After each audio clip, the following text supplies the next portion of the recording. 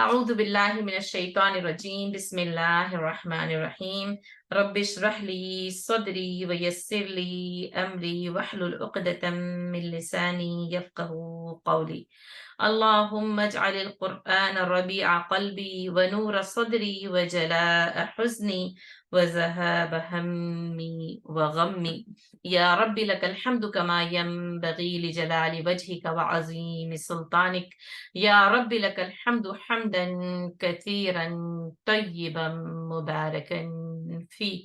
سورۃ الحج ہمارے زیر مطالعہ ہے۔ سورۃ الحج کا 8واں رکوع آیا نمبر 58 سے ہم آج کی سبق کا آغاز کرتے ہیں، اور جیسا کہ ہم نے اپنی پچھلی کلاس میں پچھلا رکوع پڑھا تھا، اس کا مضمون بھی بہت واضح تھا، مختصر تھا، لیکن بہت ہی اہم ترین تھا کہ جو شیطان کا جو بہکاوا ہے، شیطان جو اپنے وساوس سے راہ ہدایت سے گمراہ کرتا ہے، وہ رسول اور نبی کی جو تعلیم ہوتی ہے اس میں بھی اپنے شیطانی وسوسوں کی ملاوٹ کرتا ہے، اپنی پوری کوشش کرتا ہے کہ یعنی لوگوں تک وہ بات پہنچے جو وہ پہنچانا چاہتے ہیں، لیکن اللہ تعالیٰ اس شیطان کے ڈالے ہوئے فتنوں کو، ان وسوسوں کو، ان آمیزشوں کو نبی کے پیغام سے، رسول کی دعوت سے ان کو منسوخ کر دیتا ہے، اور اللہ تعالیٰ اپنی آیات کو محکم کر دیتا ہے۔ بے شک اللہ تعالیٰ جو ہے وہ علیم ہے اور حکیم ہے، لیکن اس کے ساتھ ساتھ وہ جو شیطان جو وسوسہ اندازی کرتا ہے نا، کہا اس کے وسوسہ اندازی کے فتنے میں جن کے دلوں میں مرض ہوتا ہے اور جن کے دل سخت ہو گئے ہوتے ہیں، وہ اس کا شکار ہو جاتے ہیں، اور پھر یعنی وہ پھر چلے جاتے ہیں لفی شقاق بعید، گمراہی میں بہت دور چلے جاتے ہیں۔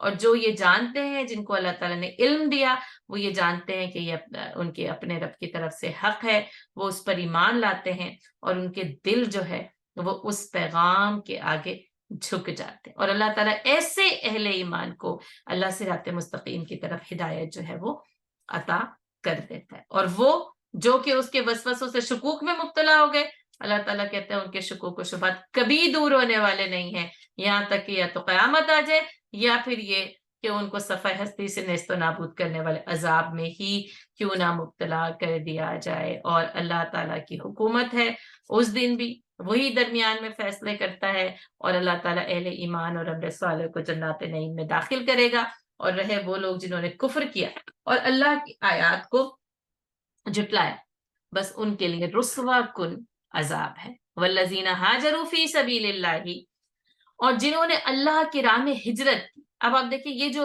یعنی وساوس ہیں، فتنہ اندازیاں ہیں، یہ جو شیطان کا بہکاوا ہے، پھر ان ظالمین پر کس طریقے سے حاوی ہوتا ہے کہ وہ اس سرزمین پر رہنے والوں کی زندگی اجیرن کر دیتے ہیں۔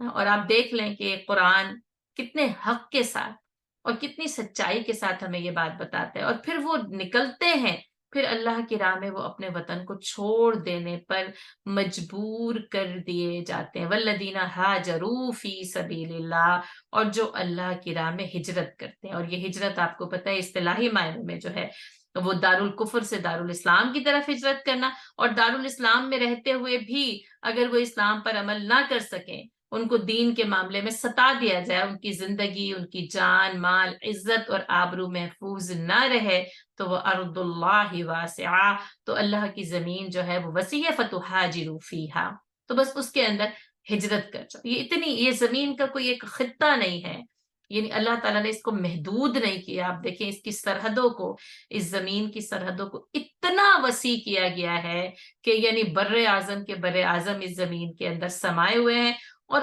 ہر جگہ پر زمین اللہ کی ہے، چاہے وہ یعنی مکہ ہو، مدینہ ہو۔ آپ دیکھیں مکے میں نبی صلی اللہ علیہ وسلم اور صحابہ کرام کے لیے، اہل ایمان کے لیے عرصہ حیات تنگ ہو گیا ہے نا، مکے کی وادیاں مخالف ہو گئیں صحابہ کرام نے، اور رسول اللہ صلی اللہ علیہ وسلم نے بنفس نفیس وہاں سے ہجرت کی، حالانکہ وہاں خانہ کعبہ تھا، مرکز توحید تھا، اللہ کا وہ پہلا گھر تھا، اور جو کہ پوری دنیا میں سب سے زیادہ محترم اور مقدس سرزمین ہے، خانہ کعبہ کی سرزمین ہے۔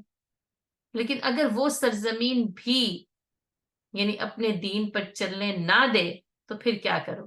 ہاجروا فی سبیل اللہ، پھر اللہ کی راہ میں ہجرت کر جاؤ۔ اور آپ دیکھیں یہ ہجرت ہمیشہ سے اہل ایمان کا شیوا رہی، ان کا شعار رہی، اور یہی ان کی کامیابی ہے کہ یعنی وہ کسی زمین سے چپک کر نہیں رہتے ہیں، بلکہ یہ کہ اگر اللہ کے دین پر عمل کسی زمین میں ممکن نہ رہے تو ہاجروا فی سبیل اللہ، اور بس اللہ کے لیے نکل کر۔ حضرت ابراہیم علیہ السلام نے کہا تھا وَإِنِّي مُهَاجِرٌ إِلَىٰ رَبِّي، اور میں اپنے رب کی طرف کو ہجرت اختیار کرتا ہوں، میں مہاجر اپنے رب کی طرف کا مہاجر ہوں۔ یہ ہجرت نہ زمینوں کے لیے نہیں ہے، مکان کے لیے نہیں ہے، بلکہ یہ اللہ کے لیے ہے۔ اللہ کا نام لینے والوں کو جب زمین میں ستایا جائے تو وہ اس زمین کو چھوڑ کر اللہ کی کسی اور زمین میں نکل، صرف اور صرف کہ الا ربی۔ اور جیسے ایک اور موقع پر حضرت ابراہیم علیہ السلام نے کہا انی ذاہب الا ربی، اور بس میں اپنے رب کی طرف جاتا ہوں، سیہدین، بس وہ مجھے ہدایت دے گا۔ تو یہ جو مہاجر جو کہ لفظ ہے نا، یہ اتنا خوبصورت ٹائٹل اور لقب ہے کہ جس کو آپ ظاہر ہے کہ مختلف جو ہے زبانوں میں مختلف نام جو ہے وہ دیے جاتے ہیں۔ اس کو حضرت ابراہیم علیہ السلام نے پہلے خود کہا وَإِنِّي مُهَاجِرٌ إِلَىٰ رَبِّي، میں اپنے رب کی طرف ہجرت اختیار کرتا ہوں۔ تو وَالَّذِينَ هَاجَرُوا فِي سَبِيلِ اللَّهِ، اور جو پھر وہ اللہ کی راہ میں ہجرت کرتے ہیں۔ اور بات یہ ہے کہ جب وہ اللہ کی راہ میں ستائے جاتے ہیں تو بس پھر اس سرزمین کو چھوڑنا ان کے لیے ناگزیر ہو جاتا ہے، تو بس وہ پھر اس سرزمین کو چھوڑ کر نکل کھڑے ہوتے ہیں۔ ثم قتلوا، اور پھر وہ قتل کر دیا جائے۔ اب وہ ہجرت کرنے کے لیے نکل رہے ہیں، جا رہے ہیں، لیکن ان پر اوپر سے بم برسائے جا رہے ہیں، تو کیا ہے؟ وہ قتل کر دی۔ یہی قتال جو ہے وہ جس کو ہم عرف عام میں شہادت کہتے ہیں، ہے نا؟ پھر وہ شہید ہو جائیں، او ماتو، اور ہو سکتے وہ شہید نہ ہوں لیکن راستے کی صعوبتیں ہی ان کی جان لے لیں، یعنی اپنی طبعی موت مر جائیں۔ وہ اس سرزمین سے نکلے، اللہ کے لیے نکلے، یا تو یہ کہ مخالفین نے ان کو نکلنے بھی نہ دیا اور ان کو شہید کر دیا۔ اب آپ دیکھیں نبی صلی اللہ علیہ وسلم حضرت ابوبکر صدیق رضی اللہ تعالیٰ عنہ کے ساتھ نکلے ہیں، تو دونوں کے سروں کی قیمت 100 اونٹ سروں کی قیمت لگائے کہ جو کوئی جو ہے وہ ان کو زندہ یا مردہ لے کر آ جائے۔ تو اب کوئی بھی ان تک پہنچ کر ان کو قتل کر سکتا تھا، وہ تو اللہ کی خاص حفاظت کا سایہ تھا کہ وہ مکے سے مدینہ پہنچنے میں جو ہے وہ کامیاب ہو گئے، ہے نا؟ اور پھر یہ کہ یا تو وہ قتل کر دیے جائیں۔ اب دیکھیں حضرت زینب رضی اللہ تعالیٰ عنہ رسول اللہ صلی اللہ علیہ وسلم کی لخت جگر ہیں، وہ ہجرت کرنے کے لیے نکلی ہیں، اونٹ پر ہیں، وہیں پر ان کے اوپر تیر چلایا گیا ہے، تو قتل کرنے کے لیے چلایا گیا تھا۔ وہ گری ہیں، پریگننٹ عورت آپ سوچیں، اور اونٹ سے نیچے گرنا، ان کا حمل ساقط ہوتا ہے، ان کا مسکیریج ہو جاتا ہے، اور اسی زخم میں انہوں نے وفات پائی۔ تو اس زخم میں وفات پانا بھی ان کا یہ قتل ہوئی ہے کہ انہوں نے اسی زخم میں یعنی شہادت پائی۔ یعنی اگر کسی غزوے میں بھی کسی صحابی کو کوئی لگ جائے زخم اور وہ اسی وقت نہ شہید ہو، اس کے بعد تو وہ شہادت وہ اسی جو ہے وہ غزوے کی تسلیم کی جائے گی نا۔ تو یہ وہ ہجرت دوران ہجرت ہی شہادت ہے جو کہ اس وقت نہیں ہوئی۔ اور اس کے علاوہ کئی جو ہے وہ اہل ایمان جو اس راہ میں اتنے ستائے جاتے ہیں کہ ان کو ایک سرزمین سے دوسرے سرزمین تک سفر کرنے کا موقع نہیں دیا جاتا اور ان کو بیچ میں ہی شہید کر دیا جاتا ہے، او ماتو، اور یا پھر یہ کہ وہ خود ہی ان کی موت ان کو آ جائے۔ لَيَرْزُقَنَّهُمُ اللَّهُ رِزْقًا حَسَنًا، اور اللہ انہیں اچھا رزق دے گا۔ وَإِنَّ اللَّهَ لَهُوَ خَيْرُ الرَّازِقِينَ، اور یقیناً اللہ ہی بہترین رازق۔ اب دیکھیں یہ دونوں باتیں یعنی بظاہر دیکھیں تو کتنی عجیب لگتی ہے نا، اگر مطلب پتہ نہ ہو، اگر اس کی ہم تفسیر معلوم نہ کریں کہ وہ قتل کر دیے گئے، مار دیے گئے، اب کس چیز کا رزق انہیں دیا جا رہا ہے نا؟ تو یہ وہی رزق ہے جو ہم اس کے پڑھ کر آئے، لَهُم مَغْفِرَةٌ وَرِزْقٌ کریم، ان کے لیے بڑا باعزت رزق ہے۔ تو اللہ تعالیٰ یہاں پر رزق حسنہ کہا گیا، یعنی کہ عمدہ رزق ان کو دیا جائے، اور اللہ تعالیٰ سب سے بہترین رازق ہے۔ اور یہ اللہ کی یہ جو صفات ہیں، اللہ کی جو یہ خصوصیات ہیں، وہ مجھے اور آپ کو یہ بتاتی ہیں وہ صرف خالق نہیں ہے، وہ رازق بھی ہے۔ ایک تو ہے نا بس تخلیق کی اور چھوڑ دیا، نہیں، اس نے تخلیق کر کے بے یار و مددگار نہیں چھوڑا، بلکہ یہ کہ لَهُوَ خَيْرُ الرَّازِقِينَ، سب سے بہترین رزق دینے والا وہی ہے۔ اچھا، اس سے یہ بھی پتہ چلتا ہے کہ جیسے کہ یعنی جیسے رزق اور اس کی بھی بہت ساری کیٹیگریز ہیں، اور جیسے کہ ہماری پچھلی کلاس میں بھی رزق کریم کے حوالے سے یہ بات ہو رہی تھی، تو رزق کے اندر نا دنیاوی اور اخروی تمام نعمتیں شامل ہو. ایک تو صرف وہ رزق جو کہ فوڈ کی صورت میں، جو کہ غذا کی صورت میں، جو کہ کھانے کی صورت میں ہمارے سامنے ہوتے ہیں، اور یعنی زیادہ تر جو ہے وہ رزق کا جب نام آئے تو انسان کا تصور جو ہے وہ اسی یعنی غذائی اجزاء اور غذائی اجناس یا فوڈ یا کھانے کی طرف جاتا ہے. تو دراصل رزق سے مراد دنیاوی اور اخروی تمام نعمتیں اس سے مراد ہوتی ہیں. تو یہ کہ جنت بھی اللہ تعالیٰ کا ایک عمدہ رزق ہے جو ان کو دیا ہے. اور پھر فی جنات نہیں، پھر وہ نعمتوں بھری جنت ہے، یعنی جنت کی پھر تمام کی تمام جو ہے وہ نعمتیں رزق ہے. تو رزق حسنا، تو اللہ تعالیٰ ان کو بہت عمدہ رزق دے گا اور وہ بہترین رزق دینے والا ہے. تو وہ تمام نعمتیں جو اللہ تعالیٰ یعنی اہل دنیا پر، اہل ایمان پر نازل کرتا ہے نا، وہ سارا کا سارا اس کا وہ جو رزق ہے وہ دیتا ہے. اچھا، اس نعمتوں کے یعنی لین دین کا جو معاملہ ہے، غذائی اجناس ہیں، مختلف چیزیں ہیں. آپ دیکھیں کہ ہمارے لباس ہیں، ہمارے آرام کی جگہیں ہیں، ہمارے آرام دہ بستر ہیں، یعنی یہ ساری کی ساری وہ نعمتیں ہیں. اچھا، اب ان نعمتوں کے حوالے سے دیکھیں تو جیسے اب اگر صرف کھانے کا یہ معاملہ لیا جائے تو کسان ہیں، زمینیں ہیں، جاگیردار ہیں. کسان محنت کرتا ہے، بیج بوتا ہے، پھل نکلتا ہے، سبزیاں، ساری فروٹس ہیں، کتنا کچھ جو ہے وہ اس میں سے نکلتا ہے. پھر وہ توڑا جاتا ہے، پیسا جاتا ہے، چھانا جاتا ہے، کاٹا جاتا ہے. یعنی وہ تمام کے تمام عوامل جو اس رزق کو اور ان نعمتوں کو، یعنی کپڑے کو بننے سے لے کے، اس کے رنگنے سے لے کے، اس کے ڈیزائننگ سے لے کر، کتنے ہی ہاتھ جو ہے وہ اس کے اندر شامل ہوتے ہیں. لیکن کیا ہے کہ وہ تمام کے تمام لوگ جو ہے وہ اس کو کرنے کے کا کام انجام دے رہے ہوتے ہیں. تو اس لیے جیسے یہ کہ اگر کوئی یعنی کوئی پروفیشن ہے، کوئی کام کرنے والا ہے، وہ کام کرتا ہے تو وہ پھر یعنی اس سے پیسے کما کے لاتا ہے، تو اس سے زندگی کی یہ ضروریات خریدی جاتی ہیں. تو یہ کہ اس لیے رازقین کہا گیا، یعنی جمع کیا گیا، لَهُوَ خَيْرُ الرَّازِقِينَ، اور وہ رزق دینے والوں میں سب سے بہتر رزق دینے والا. اچھا، الف لام لگ گیا تو خاص ہو گیا.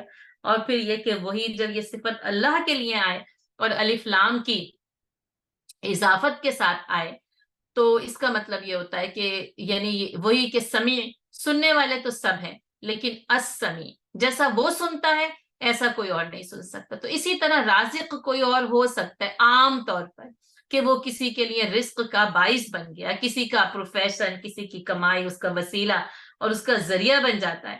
لیکن یہ کہ الرازق اور الرازقین سب سے بہتر، سب سے عمدہ، تنہا اور واحد بس وہی ہے جو رزق عطا کرتا ہے. یعنی ایک تو اس کا مطلب ہے کہ کوئی اور دے نہیں سکتا، لیکن دوسری بات یہ کچھ عوامل ہیں، یعنی اسباب و عوامل ہے نا، زمین ہوگی، بیج ہوگا، پھل ہوگی. اب آپ کہتے ہیں کہ اس درخت کے پھل نے جو ہے وہ میری بھوک دور کی، اس چشمے کے پانی نے میری پیاس دور کی نا، اس کپاس سے بننے والا جو دھاگا تھا اس نے جو ہے وہ میرے جسم کو جو ہے وہ ڈھا، اس اونی سویٹر کے ذریعے میری جو ہے وہ یعنی سردی دور ہوتی ہے. تو یہ اسباب و عوامل جو ہوتے ہیں، ایک تو یہ کہ وہ بذات ہی خود جو ہے وہ رازق نہیں ہوتے، اور اسی طرح جیسے انسان کے پاس کان ہے، اس کی تمام وہ سسٹم ہے جس کی وجہ سے سنتا ہے، تو اٹ سیلف وہ سننے پر قادر نہیں ہو سکتا جب تک کہ وہ السمیع یہ طاقت اور قوت نہ دے کہ انسان جو ہے وہ سن سکے. اسی طرح بصیر ہے، دیکھنا. اب وہ بنانے والا بھی خالق ان آنکھوں کو اور اس کی پوری ترکیب کو بنانے والا وہی ہے. آپ دیکھیں اس کی پوری جو یعنی اس کی جو کیمسٹری ہے، جو بایولوجی ہے، جو سائنس ہے، سب کچھ اسی نے بنائی. اور پھر اس کے بعد وہ اس میں وہ یعنی کرنٹ دیتا ہے، وہ روشنی دیتا ہے جس کی وجہ سے یہ آنکھ جو ہے وہ دیکھ سکتی. تو یہ کہ عام طور پر دیکھنے کے حوالے سے کہ یہ بینا ہے، یہ دیکھ سکتا ہے، لیکن یہ کہ اس کے پس پردہ جو سب کچھ کیا ہے کہ وہ اگر اللہ یعنی اس سارے سسٹم کو بنا کر اس کو دیکھنے کی صلاحیت نہ دے، اگر وہ البصیر یہ صلاحیت نہ دے تو کوئی بھی دیکھنے پر قادر نہیں ہو سکتا. اور اسی طرح تمام نعمتوں کا حال یہی ہے. اور اسی سے پھر یہ بات کہی گئی کہ وَإِنَّ اللَّهَ لَهُوَ خَيْرُ الرَّازِقِينَ، اور رزق کے تمام کے تمام خزانے نا اللہ تعالیٰ کے پاس ہے. یبسط الرزق لمن یشاء ویقدر، اور وہ جس کے لیے چاہتا ہے نا اس رزق کو کشادہ کر دیتا ہے، اور جس کے لیے چاہتا ہے تنگ کر۔ اب دیکھیں کسی کو یعنی بس ضرورت کا ملتا ہے، کسی کو ضرورت سے زیادہ، کسی کو برکت کے ساتھ ملتا ہے، کسی کو کثرت اور وسعت کے ساتھ ملتا ہے، اور آپ دیکھیں کسی کو اتنی یعنی تنگی کے ساتھ ملتا ہے کہ اس کے لیے زندگی کی یعنی یہ بھاگ دوڑ میں اس کے لیے بہت مشکل ہو جاتا ہے کہ وہ اپنی ضروریات کو پورا کر سکے، اپنی بھوک کو دور کر سکے، اپنے جسم کو ڈھانپ سکے، اس سردی اور گرمی سے اپنی حفاظت کر سکے۔ اور یہ کہ اس سے اس رزق کو مانگنا، اس کی برکت کو اس سے طلب کرنا، اور اس کی وسعت کو بھی طلب کرنا، اور حلالً طیبا مبارکاً واسعا، ہے نا، بہت خوبصورت جو ہے وہ دعا ہے نا۔ اور پھر یہی کہ اللہم ارزقنی وانت خیر الرازقین، اے اللہ تو مجھے رزق دے، اور بے شک جو ہے وہ تو بہترین رزق دینے والا ہے۔ تو یہ کہ رزق کی کثرت، وسعت، برکت کے اور اس کی کشادگی کے اور اس کی تنگی کے مختلف معاملات انسان کی زندگی میں پیش آتے رہتے ہیں، لیکن یہ کہ اہل ایمان اللہ پر توکل کرتے ہیں، قناعت کرتے ہیں، اور اس سے اس کے رزق کی طلب کرتے رہتے ہیں، اور اس کی محنت اور کوشش کو یعنی رد نہیں کرتے ہیں، اس کو نہیں یعنی یہ جو قانون حرکت ہے نا، جس کو طبعی قوانین کہا جاتا ہے، اور آپ دیکھیں کہ وہ اتنے اسٹرانگ ہے نا کہ وہ ایک سیکنڈ کے برابر بھی ادھر سے ادھر نہیں ہلتے، جیسے سورج روز نکلتا ہے، حرارت دیتا ہے، توانائی دیتا ہے، غروب ہو جاتا ہے، اگر ایک سیکنڈ یعنی اتنے کروڑہ سال سے اس کی گردش میں فرق آئے نا، تو یہ جو لیل و نہار کا نظام ہے، پوری دنیا کا جو نظام ہے، تہو بالا ہو جائے گا۔ تو اسی طرح ان طبعی قوانین میں نا یعنی محنت ہے، کسی نے زمین کھودنی ہے، کسی نے وہ لکھنا ہے، کسی نے پڑھنا ہے، کسی کا ایک سائن، کسی کی ایک پرسکرپشن، یعنی کتنی جو بھی ہمارے پاس یعنی وسائل ہیں، ذرائع ہیں، پروفیشنز ہیں، کسی کا ایک کلک یعنی اس کے لیے جو ہے وہ رزق کا باعث بنتا ہے۔ تو ان جو ذرائع اور وسائل ہیں ان کو ترک کر دینا، ہے نا، یہ اس کے رازق ہونے پر ایمان کی دلیل نہیں ہے نا، بلکہ یہ کہ ان ذرائع اور وسائل کو اصل حقیقت نہ سمجھ لینا، دراصل یہ اس کے کو رازق سمجھنا ہے۔ جیسے وہ قارون نے کہا نا کہ یہ مجھے جو کچھ بھی ملا ہے نا، یہ مجھے میرے علم کی بدولت ملا ہے، یعنی مجھے پتا ہے بزنس کیسے کیا جاتا ہے، تو یہ میرا علم ہے جس نے مجھے اتنا کچھ جو ہے نا وہ دیا ہے۔ تو بات یہی ہے کہ یہ صرف یعنی جیسے سوچ کا فرق ہے، عقیدے کا فرق ہے، جو رازق پر مکمل اعتماد کرتا ہے اور عقیدہ رکھتا ہے، وہ اپنی کوششوں کو ترک نہیں کرتا، وہ اپنے ہاتھ کی یعنی محنت کو ختم نہیں کرتا۔ نبی صلی اللہ علیہ وسلم نے فرمایا سب سے بہترین کمائی اپنے ہاتھ کی کمائی ہے، اور حضرت داؤد علیہ السلام اپنے ہاتھ کی کمائی کھاتے تھے۔ اب دیکھیے اتنی بادشاہت، ایسی سلطنت جو داؤد علیہ السلام کو دی گئی، اور یعنی کہ سلیمان علیہ السلام کو دی گئی، اور اس کے باوجود یہ کہ اتنی بادشاہت کے باوجود، اور آپ دیکھیں کچھ اور یعنی ظاہر ہے داؤد علیہ السلام تو اللہ کے جو ہے وہ خاص بندے ہیں، چنے ہوئے ہیں، لیکن عام طور پر اگر دیندار بھی ہم کچھ بادشاہوں کو دیکھتے ہیں کہ وہ اپنے ہاتھ کی کمائی سے جو ہے وہ کھایا کرتے تھے۔ ہم صحابیات کو دیکھتے ہیں کہ وہ اپنے گھروں میں جو ڈومیسٹک جس کو کہتے ہیں انڈسٹری، اس کو بڑے خوبصورت طریقے سے چلاتے ہیں۔ خدیجہ رضی اللہ تعالیٰ عنہ مکے کی مالدار ترین، امیر ترین عورت تھی، اتنا بہترین تجارت کا فن وہ جانتی۔ تو یہ کہ ان ذرائع اور وسائل کو اختیار کرنا، یہ ایمان، اللہ پر توکل یا اللہ کے رازق ہونے کے عقیدے کے منافی نہیں ہے، بلکہ یہ کہ اللہ تعالیٰ یعنی یہ قانون اس نے بتا دیا، قانون حرکت۔ اور میں نے تو یعنی اور ہم سب ہی اپنی زندگی کے یہ تجربے میں یہ دیکھتے ہیں نا کہ جو اس قانون حرکت کے ساتھ ساتھ چلتا ہے نا وہ نوازا جاتا ہے، اور جو اس قانون حرکت سے نا ایک ذرہ برابر بھی ادھر ادھر ہوتا ہے نا، جیسے سورج ایک ذرہ برابر ادھر ادھر تو نظام جو کائنات ہے تہو بالا ہو جائے نا، تو جو ان طبعی قوانین کے برعکس جاتا ہے نا اس کی زندگی کا نظام تہو بالا ہو جاتا ہے۔ رب نے اس قانون حرکت میں، جس کو وہ ہے نا حرکت میں برکت ہے، تو اصل میں اس قانون حرکت اور اس کے تحت چلنا، اسی کے اندر برکت ہے۔ پھر اپنی یعنی ہر انسان کی انفرادی صلاحیت ہے، اس کی تخلیقی صلاحیت ہے، ہر انسان کا جو ٹیلنٹ ہے وہ مختلف ہے، اس کا فن مختلف ہے، تو وہ اس مختلف فنون کے ذریعے جو ہے وہ یعنی زندگی میں کامیابیاں حاصل کرتا چلا جاتا ہے نا۔ صحابیات کو دیکھیں تو جیسے ہمیں پتہ چلتا ہے زواج مطہر اپنے ہاتھوں کی یعنی محنت کے ذریعے، اس کے فن کے ذریعے بھی جو ہے وہ کمائی کیا کرتی تھی، اور کما کے بس صدقہ کر دیا کرتی۔ ان کا تو کام ہی بس اللہ کو راضی، جس طریقے سے انہوں نے دین حق کو سمجھا تھا نا، اور دین کے اصولوں کو سمجھا، کمال تھا ویسے صحابہ کرام اور صحابیات کا دین کی جو سمجھنا۔ اسی لیے تو نبی صلی اللہ علیہ وسلم نے فرمایا تھا کہ جو سب سے جو بہترین زمانہ ہے نا، قرنی، وہ میرا زمانہ ہے، بہترین زمانہ اور بہترین لوگ تھے۔ اور کہا جو ہجرت کرے اللہ کی راہ میں، چاہے وہ شہید کر دیا جائے، چاہے وہ اس میں اپنی طبعی موت مر جائے، تو اللہ تعالیٰ جو ہے وہ اس کے لیے جو ہے وہ رزق حسن کے عمدہ جو ہے وہ رزق کے دروازے جو ہے وہ کھول دے گا۔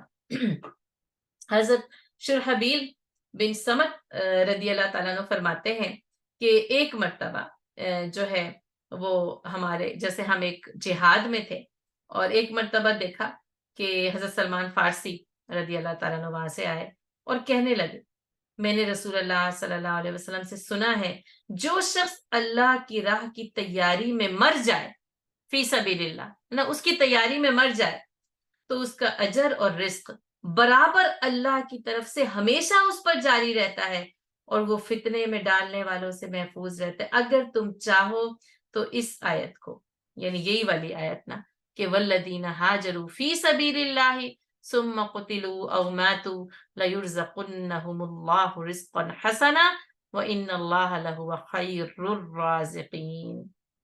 تو انہوں نے اس آیت کو جو ہے وہ پڑھا۔ کچھ اور جو ہے وہ ساتھی کہتے ہیں کہ ہم ایک مرتبہ جہاد میں تھے، ہمارے ساتھ حضرت فضالہ بن عبید رضی اللہ تعالیٰ عنہ تھے، یعنی جیسے اس جہاد میں تابعین بھی ہیں تو صحابی بھی ہیں۔ تو کہتے ہیں کہ ایک مرتبہ یعنی اسی سفر میں 2 جنازے ہمارے پاس سے گزرے، جن میں ایک شہید تھا اور دوسرا اپنی موت آپ مرا تھا۔ تو لوگ شہید کے جنازے پر جھک پڑے، یعنی وہی شہادت اور اس کا اجر جب لوگ سنتے ہیں۔ تو حضرت فضالہ بن عبید رضی اللہ تعالیٰ عنہ نے فرمایا یہ کیا بات ہے؟ لوگوں نے کہا یہ شہید ہے اور یہ شہید نہیں ہے، یہ تو مرے۔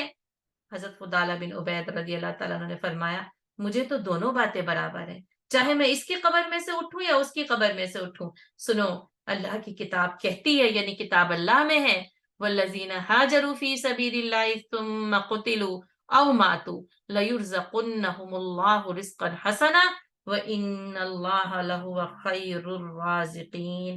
اور کہتے ہیں کہ آپ پھر وہ، کیونکہ وہ لوگ شہید کی طرف جھک گئے تھے، تو آپ مرنے والے کی قبر پر ٹھہرے، اور کیا کہا کہ یعنی تجھے اور کیا چاہیے؟ جنت میں جگہ اور روزی بھی رزقاً حسنا، نہایت جو ہے وہ یعنی عمدہ جو ہے وہ روزی ہے۔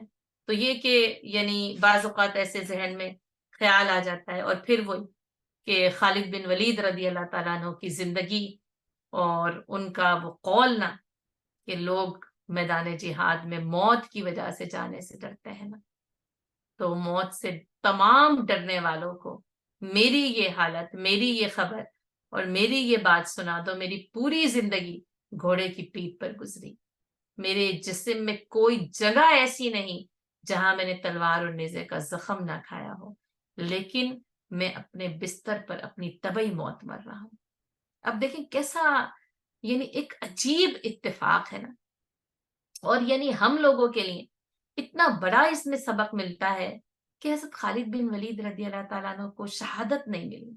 تو اسی لیے آپ دیکھیں اس آیت کی حقانیت اور واضح ہو جاتی ہے، ورنہ ہم سب یعنی یہ سوچتے یا کوئی بھی بات، کیونکہ ہم لوگ تو بس اللہ تعالیٰ ہمیں معاف کرے نا، صحابہ کرام کے بارے میں ججمنٹ پاس کر دیتے ہیں۔ اتنی شدت ہے مسلمانوں میں، اور اتنے آرام سے نا وہ یعنی صحابہ کرام کے بارے میں ججمنٹل ہوتے ہیں اور ججمنٹس پاس کر دیتے ہیں۔ اس لیے امام ابو حنیفہ رحمۃ اللہ علیہ سے پوچھا گیا تھا نا کہ آپ کی امیر معاویہ رضی اللہ تعالیٰ عنہ کے بارے میں آپ کی کیا رائے ہے؟ انہوں نے کہا میری کیا مجال کہ میں ان کے بارے میں رائے دوں، اللہ کی قسم امیر معاویہ کا گھوڑا اور اس کے نتنوں میں پہنچنے والی گرد کا غبار ابو حنیفہ سے بہت زیادہ بہتر تھا۔ تو صحابہ کرام اور اس میں خالد بن ولید رضی اللہ تعالیٰ عنہ کا مقام سب سے بہترین سپہ سالار ہے. یعنی ہر ایک کی کیٹیگری مختلف ہے نا. تو جنگی حکمت عملی کی وجہ سے ایسی سپہ سالاری ہے کہ علماء کرام کہتے ہیں نہ حالت کفر میں اور نہ حالت اسلام میں خالد بن ولید رضی اللہ تعالیٰ نے کوئی جنگ نہیں ہاری. اور حضرت عمر رضی اللہ تعالیٰ نے سپہ سالاری کے منصب سے ہٹانے کی ایک وجہ یہی بتائی تھی کہ لوگ یہ سمجھنے لگے ہیں کہ فتح خالد بن ولید کی وجہ سے حاصل ہوتی ہے. تو کہا فتح خالد بن ولید کی وجہ سے نہیں بلکہ اللہ کی وجہ سے حاصل. تو اس سوچ کی اصلاح کرنے کے لیے حضرت عمر رضی اللہ تعالیٰ نے حضرت خالد بن ولید رضی اللہ تعالیٰ عنہ کو سپہ سالاری کے منصب سے ہٹایا تھا. اور آپ خالد بن ولید رضی اللہ تعالیٰ عنہ کی اطاعت دیکھیں کہ وہ سپہ سالاری کے منصب سے ہٹ کر ایک عام فوجی کی حیثیت سے فوج میں لڑتے رہے. کتنا شہادت کا شوق ہوگا یہ وہی جان سکتے ہیں. لیکن آپ دیکھیں کہ شہادت نہیں ملتی. کیوں؟ کہ اس آیت کی حقانیت ہمارے سامنے کیسے واضح ہوتی. ثم قتلوا او ماتوا، اللہ کی راہ میں چلے ہیں تو یا تو شہید کر دیے جائیں یا اپنی طبعی موت مر جائے نا. جیسے وہ کہا نا، اتنی خوبصورت بات کہی نا فضالہ بن عبید رضی اللہ تعالیٰ کہ میرے لیے تو دونوں برابر میں دونوں میں سے جس کی قبر میں سے چاہے اٹھ جاؤں. یعنی یہ کہ میں شہید ہو جاؤں یا اپنی موت مر جاؤں، میں نے تو اپنی زندگی کو. اور یہ نا اتنا بڑا جو یہ یعنی بات ہے نا حضرت فضالہ بن عبید رضی اللہ تعالیٰ عنہ کی بھی اور حضرت خالد بن ولید رضی اللہ تعالیٰ عنہ کی، یہ وہی کر سکتا ہے نا. فتخبت لہ قلوبہم، جس نے اپنا دل حوالے کر دیا نا اس کو اس بات کی کوئی پرواہ نہیں رہتی کہ پھر وہ کافر کی یعنی تلوار سے مرا یا یہ کہ وہ اپنی طبعی موت جو ہے وہ اپنے بستر پر مرا. کہا ان سب کو یہ پیغام دے دو کہ میں اپنے بستر پر جان دے رہا ہوں. اگر موت یعنی میدان جنگ میں لکھی ہوتی تو خالد بن ولید کو سب سے پہلے جو ہے وہ موت میدان جنگ میں آتی. لیکن یہ کہ اللہ تعالیٰ نے قتلوا اور ماتوا، یہ تو اللہ نے لکھ رکھا. اور دونوں کے لیے کیا ہے؟ لَيُرْزَقُنَّهُمُ اللَّهُ لَيَرْزُقُنَّهُمُ اللَّهُ هُمُ اللَّهُ رِزْقًا حَسَنًا. اور یہ کہ اللہ تعالیٰ کی طرف سے جو ہے وہ ان کے لیے بڑا عمدہ رزق ہے. وَإِنَّ اللَّهَ لَهُوَ خَيْرُ الرَّازِقِينَ، اور یقیناً اللہ ہی بہترین رزق دینے والا ہے. لَيُدْخِلَنَّهُمْ مُدْخَلًا يَرْضَوْنَ، اور وہ انہیں ایسی جگہ داخل کرے گا جس سے وہ راضی ہو جائیں گے، جس سے وہ خوش ہو جائیں گے. کن ارجعی الی ربک راضیۃ مرضیہ، اور تو اپنے رب کی طرف لوٹ راضیہ مرضیہ کی حالت میں لوٹ جا. اور یہاں پہ کیا ہے؟ مدخلا یرضون، جس سے وہ راضی ہو جائیں. دیکھیں اللہ انہیں یعنی ایسی جگہیں عطا کرے گا جس سے وہ خوش ہو جائیں. ان کے ناخوش ہونے کا سوال ہی پیدا نہیں ہوتا. کیوں؟ کیونکہ انہوں نے اللہ کو راضی کیا تھا، کیونکہ انہوں نے اللہ کو راضی کرنے کے لیے زندگی گزاری تھی. تو جو اللہ کو راضی کرنے کے لیے نا زندگی گزارتے اللہ اس سے راضی. اسی لیے ان کو کہا یا رضی اللہ عنہم ورضوا عنہ، اللہ ان سے راضی ہو، وہ اللہ سے راضی ہو. تو اللہ ان کو یقیناً لَيُدْخِلَنَّهُمْ، یقیناً ان کو ایسی جگہوں پہ داخل کیا جائے گا مدخلا یرضونا، کہ دل پسند جگہوں میں داخل کیا جائے گا. پھر آپ کو یہ شہر پسند نہیں، یہ موسم پسند نہیں، یہ فضا پسند نہیں، آپ پتہ نہیں کتنے سال گھر میں گزرے لیکن آپ کہتے ہیں یہ گھر مجھے پسند نہیں ہے، اس کا لیونگ روم مجھے پسند نہیں ہے، اس کا بیڈ روم مجھے پسند، یہ علاقہ مجھے پسند نہیں. ہاں آپ یعنی بغیر پسند کے، بغیر راضی ہوئے بھی کچھ چیزوں کو آپ اختیار کر لیتے ہیں. وہاں پر نا وہ جو ہے نا کہ فَهُوَ فِي عِيشَةٍ رَاضِيَةٍ، وہ دل پسند عیش میں ہوگا. یعنی وہ ایسی نعمتیں جو پسند ہوں گی اور اپنی پسند کے مطابق، مما یشتہون، جس کی وہ چاہت کریں گے، جس چیز کو وہ طلب کریں گے ان کو وہاں پر وہ چیز مل جائے گی. تو اللہ تعالیٰ ان کو ایسی جگہوں میں داخل کرے گا یرضونہ، جس سے وہ راضی ہوں گے، جس سے وہ خوش ہو جائیں گے. وَإِنَّ اللَّهَ لَعَلِيمٌ حَلِيمٌ، اور یقیناً اللہ تعالیٰ جو ہے وہ علیم بھی ہے اور حلیم بھی ہے. تو ایک تو یہ کہ یعنی اللہ کا علم جو کہ جاننا، اور پھر اللہ کا حلم، اور اللہ کی یہ دونوں صفات جو ہے نا یعنی لعلیم حلیم، یعنی جاننے کے باوجود بردباری کو اختیار کرنا. آپ دیکھیں وہ جیسے جب جانتے ہیں نا، جب آپ کو یہ پتا ہوتا ہے، یعنی آپ کو یہ پتا ہو نا یہ قاتل ہے، تو پھر یہ کہ مجھے پتا ہے نا کہ تم قاتل ہو، مجھے معلوم ہے نا کہ تم نے کیا کیا کیا ہے، یہاں پر آپ دیکھیں کہ جو بات آ رہی ہے وہ کیا آ رہی ہے کہ وہ جاننے کے ساتھ ساتھ حلیم ہے، جاننے کے بعد بردباری. یعنی کمال یہ ہے کہ وہ رب جانتا ہے اور اس کے باوجود جو ہے وہ اپنے بندوں کے ساتھ حلم کے ساتھ معاملہ کرتا ہے، تحمل کے ساتھ معلوم کرتا ہے. ان کا یعنی قصور بھی اس کو پتا ہے، اس قصور کی سزا بھی اس کو پتا ہے، انہوں نے جو بھی غلطیاں کی اس کو بھی وہ جانتا ہے، اور اگر اچھائی کی تو اس کے پیچھے جو محرک تھا اس کو بھی اچھی طرح سے جانتا ہے. لیکن اس کے باوجود کیا کرتا ہے؟ وہ حلیم ہے، تحمل اور بردباری. اور اللہ کے یعنی حلیم ہونے کا مطلب کیا ہے کہ اللہ یعنی جاننے کے باوجود اپنے بندوں کو فوری سزا نہیں دیتا. یہ اس کا تحمل ہے. اس کو پتا ہے، ہر چیز کا اس کو علم ہے، وقوع ہونے سے پہلے اس کو اس کا علم ہوتا ہے، لیکن وہ عذاب کرنے میں جلدی نہیں کرتا. وہ یعنی نافرمانی پر فوری گرفت نہیں کرتا، اپنے غصے اور غضب کو تحمل کے ساتھ تھام کر رکھتا ہے.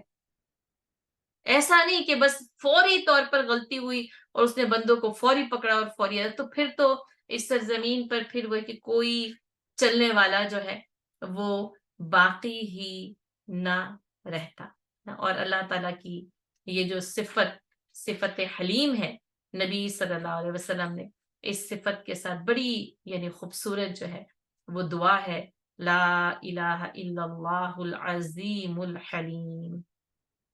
اور یہ جو اکثر آپ لوگوں کا سوال بھی ہوتا ہے، پریشانی ہے، مشکل ہے، کیا کریں؟ تو یہ نا شدید بے چینی اور کرب میں، یعنی اگر آپ اس کا ٹائٹل دیکھیں گے اس میں پڑھی جانے والی دعا ہے جو نبی صلی اللہ علیہ وسلم یہ دعا جو ہے وہ پڑھا کرتے تھے، لا الہ الا اللہ العظیم الحلیم، لا الہ الا اللہ رب العرش العظیم، لا الہ الا اللہ رب السماوات والارض والرب العرش الکریم.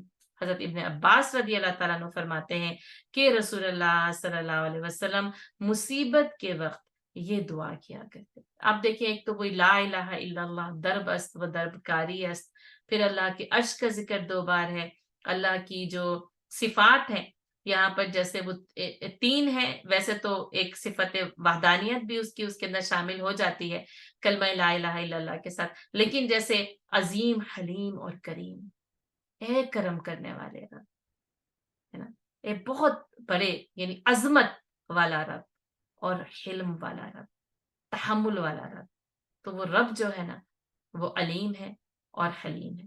ذالک، یہ اسی طریقے سے ہے، ومن عاقب بمثل ما عوقب به ثم بغي عليه لينصرنه اللہ. اور یہ اسی طرح سے ہے، اور جو شخص اتنا ہی بدلہ لے جتنی اس پر زیادتی کی گئی تھی اور پھر اس پر زیادتی کی جائے تو اللہ ضرور اس کی مدد کرے گا.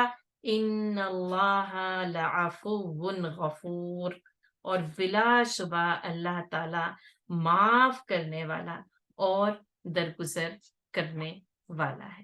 یعنی یہ کہ یہاں پر اب یہ ہے نا کہ ستائے جا رہے ہیں، ہجرت کر رہے ہیں، قتل کیے جا رہے ہیں، اب مظلوم ہے، وَإِنَّ الظَّالِمِينَ لَفِي شِقَاقٍ بَعِيدٍ، ظالم تو وہ گمراہی میں بہت دور تک چلا جاتا ہے مخالفت میں.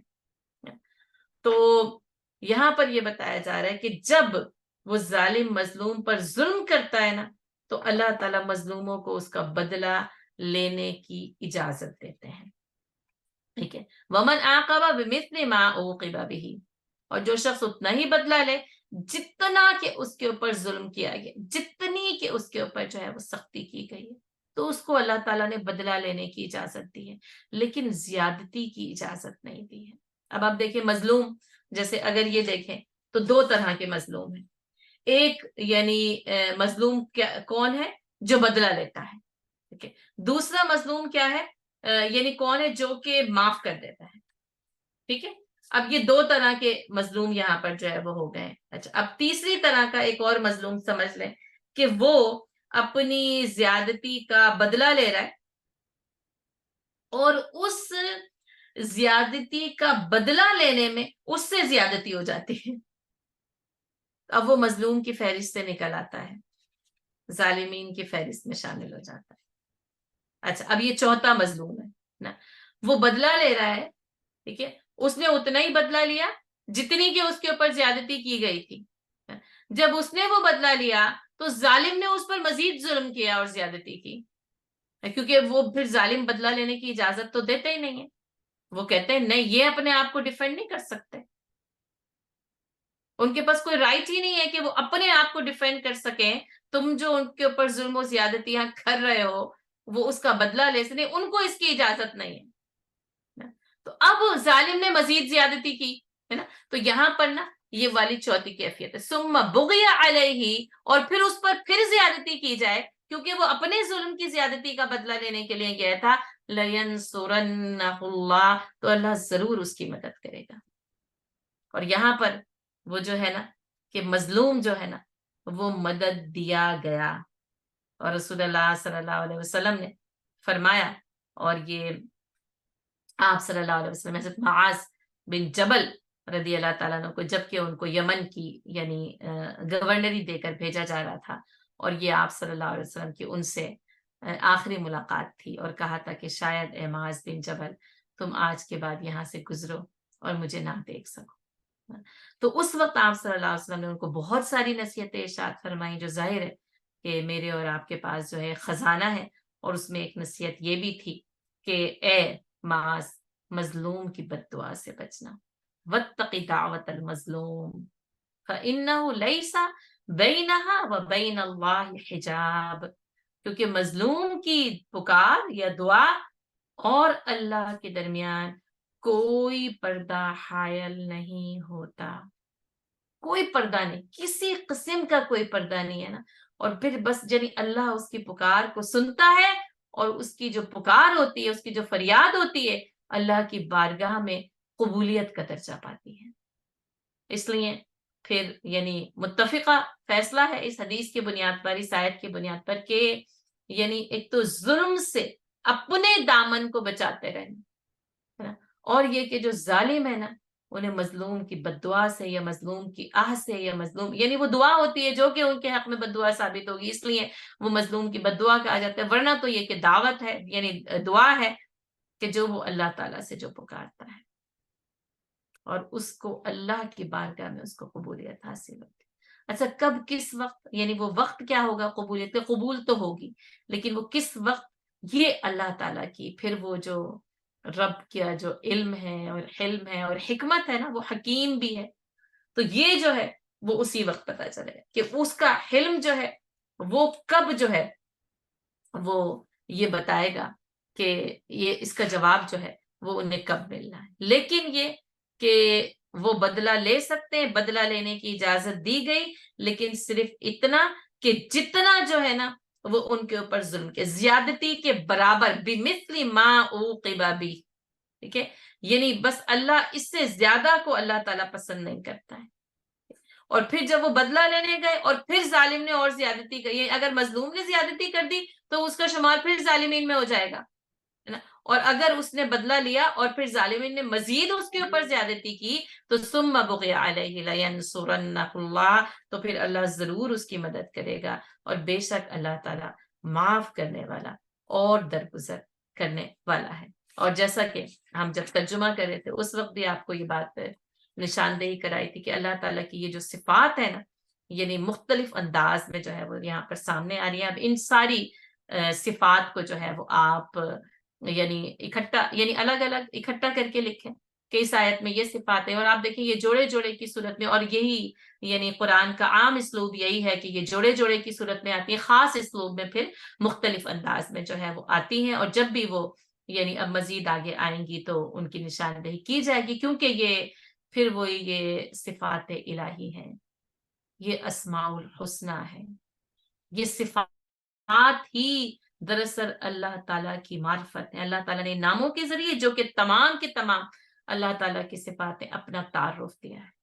علماء کرام کا کہنا ہے اگر یہ یعنی صفات نہ ہو, اسماء الحسنہ نہ ہو, تو اللہ کو پہچانا ہی نہیں جا سکتا. یہ اللہ کی پہچان کا ذریعہ ہے. اور اس سے پہلے میں ان اسماء الحسنہ پر جو ہے وہ آپ کو یعنی مختصر سے ان کے اصول اور قاعدے جو ہے وہ بتا چکی ہوں.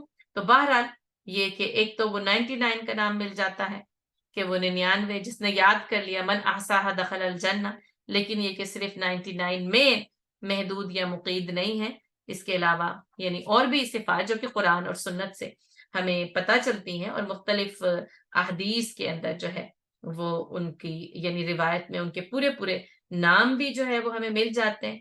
اور اس کے ساتھ ساتھ جو ہے وہ علماء کرام نے جو ہے وہ تحقیق کی ہے، اور تحقیق کرنے کے بعد جو ہے وہ تمام کے تمام یعنی یہ اسماء و صفات جن کو کہا جاتا ہے ان کو جو ہے وہ ایک ساتھ ذکر کر دیا. اور ہمیں کئی کتابیں جو ہے وہ اسماء الحسنہ کے یعنی نام سے بھی جو ہے وہ مل جاتی ہیں، یہ صفات الہیہ کے نام سے مل جاتی ہیں، جس کے اندر ان تمام جو ہے وہ صفات کو اکٹھا کیا جاتا ہے. ہر صفت اپنی جگہ ایک منفرد خصوصیت رکھتی ہے، اس کی خاصیتیں، اس کے کام جو ہیں وہ ہر جگہ پر مختلف ہیں. اور لیکن اس کے ساتھ ساتھ یہ یاد رکھیں کہ اللہ میں بیک وقت یہ تمام کی تمام صفات ایک ساتھ پائی جاتی ہیں. یعنی پھر وہی جو علیم ہوتا ہے اس کے لیے حلیم ہونا بڑا مشکل ہوتا ہے، لیکن یہاں پر وہ علیم بھی ہے اور حلیم بھی ہے. اور اس آیت میں آیا ہے ان اللہ لعفو غفور، اور بلا شبہ اللہ تعالیٰ معاف کرنے والا اور درگزر کرنے والا. اچھا، غفور بہت کثرت کے ساتھ قرآن میں استعمال ہوا ہے، لیکن عفو جو ہے وہ کثرت کے ساتھ استعمال نہیں ہوا ہے. یہ اسم قرآن میں صرف 5 مرتبہ آیا ہے، اور اس اسم کے حوالے سے ہم سب کو وہ حدیث یاد ہے کہ جب حضرت عائشہ رضی اللہ تعالیٰ عنہ نے رسول اللہ صلی اللہ علیہ وسلم سے پوچھا کہ اللہ کے رسول جب میں شب قدر کو پاؤں تو میں کیا کروں، یعنی میں کس قسم کی عبادت کروں، تو نبی صلی اللہ علیہ وسلم نے فرمایا کہ جب تم شب قدر کو پاؤ تو اللہ تعالیٰ سے مانگو ان اللہ عفو. آپ دیکھ لیں کہ اللہم انک عفو تحب العفو فاعف عنا، پہلا آپ عفو ہیں اور آپ عفو کو پسند کرتے ہیں، بس مجھے انی یا فاعف عنا، اے اللہ تو ہم کو معاف کر دے، مجھے معاف کر دے. اچھا، اب اس کا ترجمہ معاف کرنا ہی کیا جاتا ہے، لیکن آپ یقین کریں اس کا ترجمہ معاف کرنا کسی بھی حوالے سے جو ہے وہ مناسب نہیں ہے. لیکن یہ کہ جیسے عین فا واو ہے اس کا روٹ ورڈ، اور ویسے جو ہے نا العفو میں مبالغہ پایا جاتا ہے. یہ اس کی جو لفظی ترکیب ہے نا اسی کے اندر جو ہے وہ مبالغہ پایا جاتا ہے. اچھا، اس عفو کے جو لفظی معنی ہیں نا وہ کس چیز کے ہیں؟ یعنی زیادتی کے ہیں، زیادتی کے ہیں. اور جیسے اس زیادتی کے ضمن میں یہ کہا جاتا ہے کہ جیسے عفو اللح، یعنی جیسے داڑھی کے بالوں کو چھوڑ دینا اور ان کو نہ کاٹنا، تو اس کے لیے اس لفظ کا استعمال جو ہے وہ کیا جاتا ہے. یعنی جیسے بالوں کو بڑھنے کے لیے چھوڑ دیا گیا اور ان کو کاٹا نہیں جا رہا ہے، تو یہ جو ہے وہ عفو ہے. اچھا، اسی سے جو اس کے اندر جو معافی، جس کو ہم معافی بھی کہتے ہیں، اس کے اندر جو معافی کا مفہوم پایا جاتا ہے نا وہ کیا ہے کہ یہ زائد از ضرورت معافی ہوتی، یعنی آپ کو اس وقت معاف کرنے کی ضرورت نہیں ہوتی لیکن آپ معاف کر دیتے ہیں. اور پھر اس معافی کے اندر جو ہے یعنی ایک تو زائدہ ضرورت کا مفہوم پایا جاتا ہے اور دوسرا درگزر کرنے کا مفہوم پایا جاتا ہے. اور جیسے اس کے اندر یہ بھی آتا ہے کہ جیسے آفت دار ایک محاورہ ہے جس کا مطلب یہ ہوتا ہے کہ گھر کے نشانات مٹ گئے. جیسے ہوا چلی اور ہوا نے نا اگر وہاں کوئی بنیاد تھی، کوئی تھا، کوئی پتھر، اس کے اوپر بس جیسے ریت کو اڑایا اور ڈال دیا تو پتہ چلا کہ اگر وہاں پہ کوئی نشانات تھے نا وہ مٹ گئے. اب آپ دیکھیں جیسے ساحل پر آپ چلتے ہیں نا تو پیروں کے بھی نشانات بن جاتے ہیں، بس تھوڑی سی دیر کے بعد لہر آتی ہے آپ کے سارے قدموں کے نشانات کو مٹا جاتی ہے. محل تعمیر کر لیں اس ریت پر، ہوا چلتی ہے تو وہ مٹ جاتے ہیں، لہر آتی ہے تو وہ مٹ جاتے ہیں نا. تو اسی سے یہ ہے آفت الریح الدار, ہوا نے گھر کے نشانات مٹا دیے. اسی سے آفت الدار یعنی گھر کے نشانات جو ہے وہ مٹ گئے. اسی سے آتا ہے عفوت عنہ, یعنی میں نے درگزر کرتے ہوئے اس کو معاف کر دیا. اور جیسا کہ فاعفو وصفحو ہمیں جو ہے وہ قرآن میں ملتا ہے, اور جیسے کہ بار بار نا یعنی نبی صلی اللہ علیہ وسلم کو بھی یہ کہا گیا خذ العفو, اے محمد صلی اللہ علیہ وسلم کیا کیجئے, اس عفو کو اختیار کر لیجئے, ہے نا, اختیار کر لیجئے, یعنی لوگوں کو جو ہے وہ معاف کر دے. اور جیسے فاعفو عنہم, ہے نا, بس ان کو کیا کیا جائے, معاف کر دیا جائے. اور اللہ تعالیٰ کہتے ہیں وَأَن تَعْفُوا أَقْرَبُ لِلتَّقْوَىٰ, اور اگر تم, اور پھر میں وہی کہتی کہ معاف کرنے کا یعنی عفو سے معافی بنتا ہے, تو اس لیے اس کو ظاہر اسی طریقے سے ترجمہ کیا جائے گا.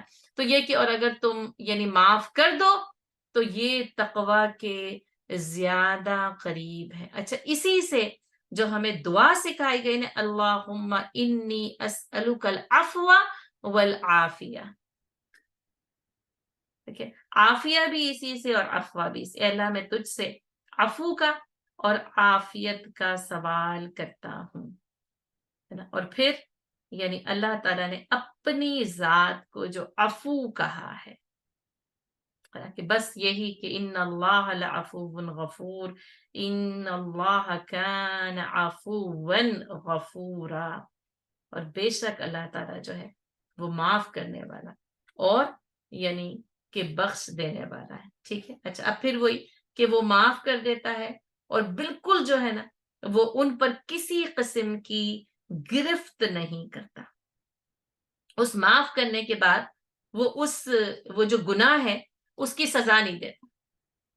جیسے عفو و درگزر یہی ہے نا کہ کوئی آیا, آپ نے بدلہ نہیں دیا, بس وَأَنْ تَعْفُوا, اور اگر معاف کر دے, فَمَنْ عُفِيَ لَهُ مِنْ أَخِيهِ شَيْءٌ, اور اگر وہ اپنے بھائی کے لیے بس وہ معافی کا ہی باعث بن جائے, بس معاف کر دے, اس نے اس کے قصاص کو, قتل کے بدلے قتل کو بھی معاف کر دیا, پھر وہ دیت کو بھی معاف کر سکتا ہے نا. تو وہ دیت کو معاف, اور نہ کرے صرف قتل کو معاف کر دے تو دیت کو لینے کا اختیار اللہ تعالیٰ نے اس کو دے دیا. تو ان اللہ لعفو غفور, تو اللہ تعالیٰ جو ہے وہ معاف کرنے والا ہے اور غفور ہے. اچھا, اب ان دونوں, یہ جو دونوں صفات ایک ساتھ آئی نا, ان دونوں کا آپس میں یہاں پر کیا تعلق ہے کہ جیسے اللہ تعالیٰ نے معاف کر دیا ان کے گناہوں کو اور اس پر ان کو کوئی سزا نہیں دی, ہے نا. اچھا, اب غفور آپ کو پتہ ہے, غفرہ ڈھانپ دینا, مٹا دینا. مغفر لوہے کی خود جو کہ میدان جنگ میں پہنی جاتی ہے, تو پھر اس سے عام طور پر بھی جیسے ٹوپی کے لیے بھی, خیر وہ استعمال نہیں ہوتا لیکن اس کو بھی مغفر کہہ دیا جاتا ہے. کیوں؟ کیونکہ سر کو ڈھانپ دیتی ہے. ویسے تو وہ خود جو کہ نہ صرف ڈھانپتا ہے بلکہ حفاظت بھی کرتا ہے نا. اب ٹوپی تو بس ایسے ہی جیسے اس نے ڈھانپ دیا, بس نماز پڑھنے کے لیے پڑھی جا رہی ہے, لیکن یہ نہیں کہ وہ اس سردی سے بھی حفاظت کر لے گی, اس کے لیے تو پھر آپ کو حفاظت کرنے والی پہننی پڑے گی. تو یہاں پہ جو غفرہ ہے نا, جسے ڈھانپ دینا اور جیسے حفاظت, یعنی پھر وہی کہ وہ کوئی تلوار کا جو وار ہے پھر سر پر جو ہے وہ نہ لگے نا, سر اس سے محفوظ ہو جائے.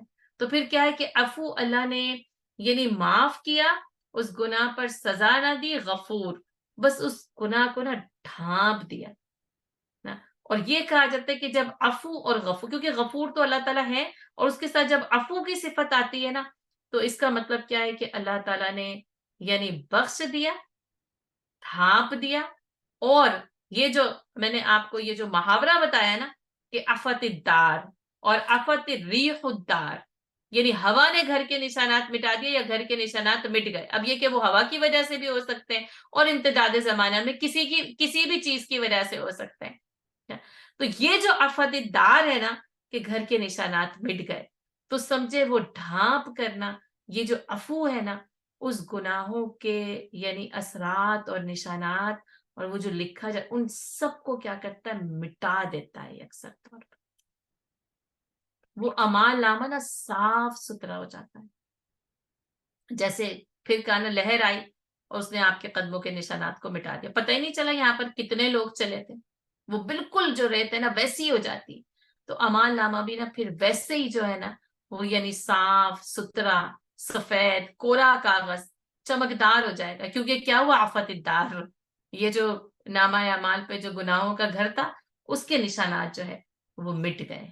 تو یہ دونوں جب عفو غفور ایک ساتھ آتا ہے نا، تو بس آپ سمجھیں کہ اللہ کی وہ جو مغفرت اور اللہ کا جو عفو ہونا ہے نا، وہ اپنے پورے عروج کے اوپر ہوتا ہے۔ یعنی پھر وہ دونوں صفات ملتی ہیں نا، تو پھر وہ جو یہ جو ایک کمبینیشن ان اسماء الحسنہ کا آیا ہے، وہ بہت ہی یعنی خوبصورت انداز میں میرے اور آپ کے سامنے جو ہے وہ یہاں پر آتا ہے۔ اور یہ جو عفو ہے نا، قرآن کریم میں جو ہے وہ 5 مقامات پر آیا ہے۔ ذالک بان اللہ یولج اللیل فی النہار ویولج النہار فی اللیل، اور بس یقیناً اسی طرح سے ہے، یہی بات ہے، اسی طرح ہوتا ہے، اور یقیناً اللہ تعالی دن کو رات میں اور رات کو دن میں داخل کرنے والا ہے۔ تو یہ کہ اللہ تعالیٰ کی یہ جو گردش لیل و نہار ہے نا، یہ بار بار نا اللہ تعالیٰ ایسی ایک زندہ حقیقت کو اللہ نے یعنی ہمیشہ جو قرآن کا قاری ہے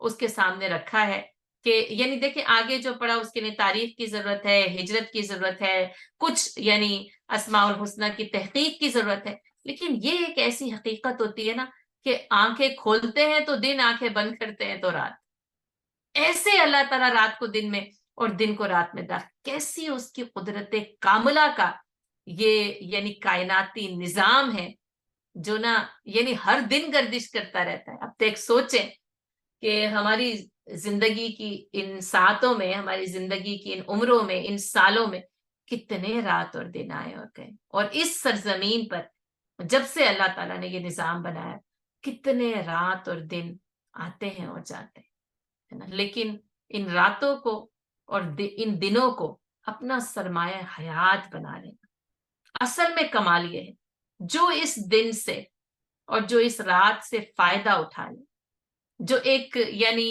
تاریخ کو رقم کر کے جائے، جو اس تاریخ کا حصہ بنے، دراصل اصل میں جو ہے وہ کامیابی اسی کو ملنی ہے۔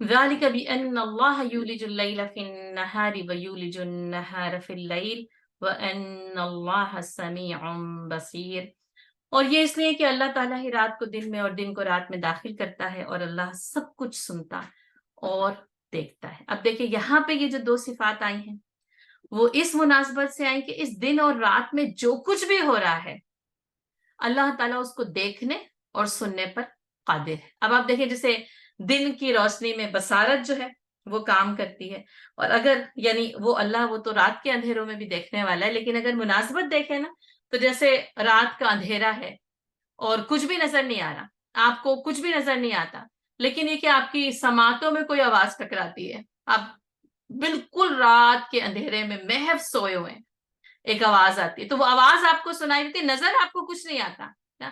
تو یہ کہ اللہ تعالیٰ یہ بتا رہا ہے کہ یعنی رات کے اندھیروں میں باتوں کو کیے جانے کو بھی وہ سن لیتا ہے، اور یا یہ کہ رات کے اندھیروں میں کیے جانے والے کاموں کو بھی وہ دیکھ لیتا ہے، اور یہ کہ جو بھی کچھ تم کہتے ہو اور یعنی بولتے ہو کرتے ہو وہ سب کچھ جو ہے وہ اس کو جانتا ہے۔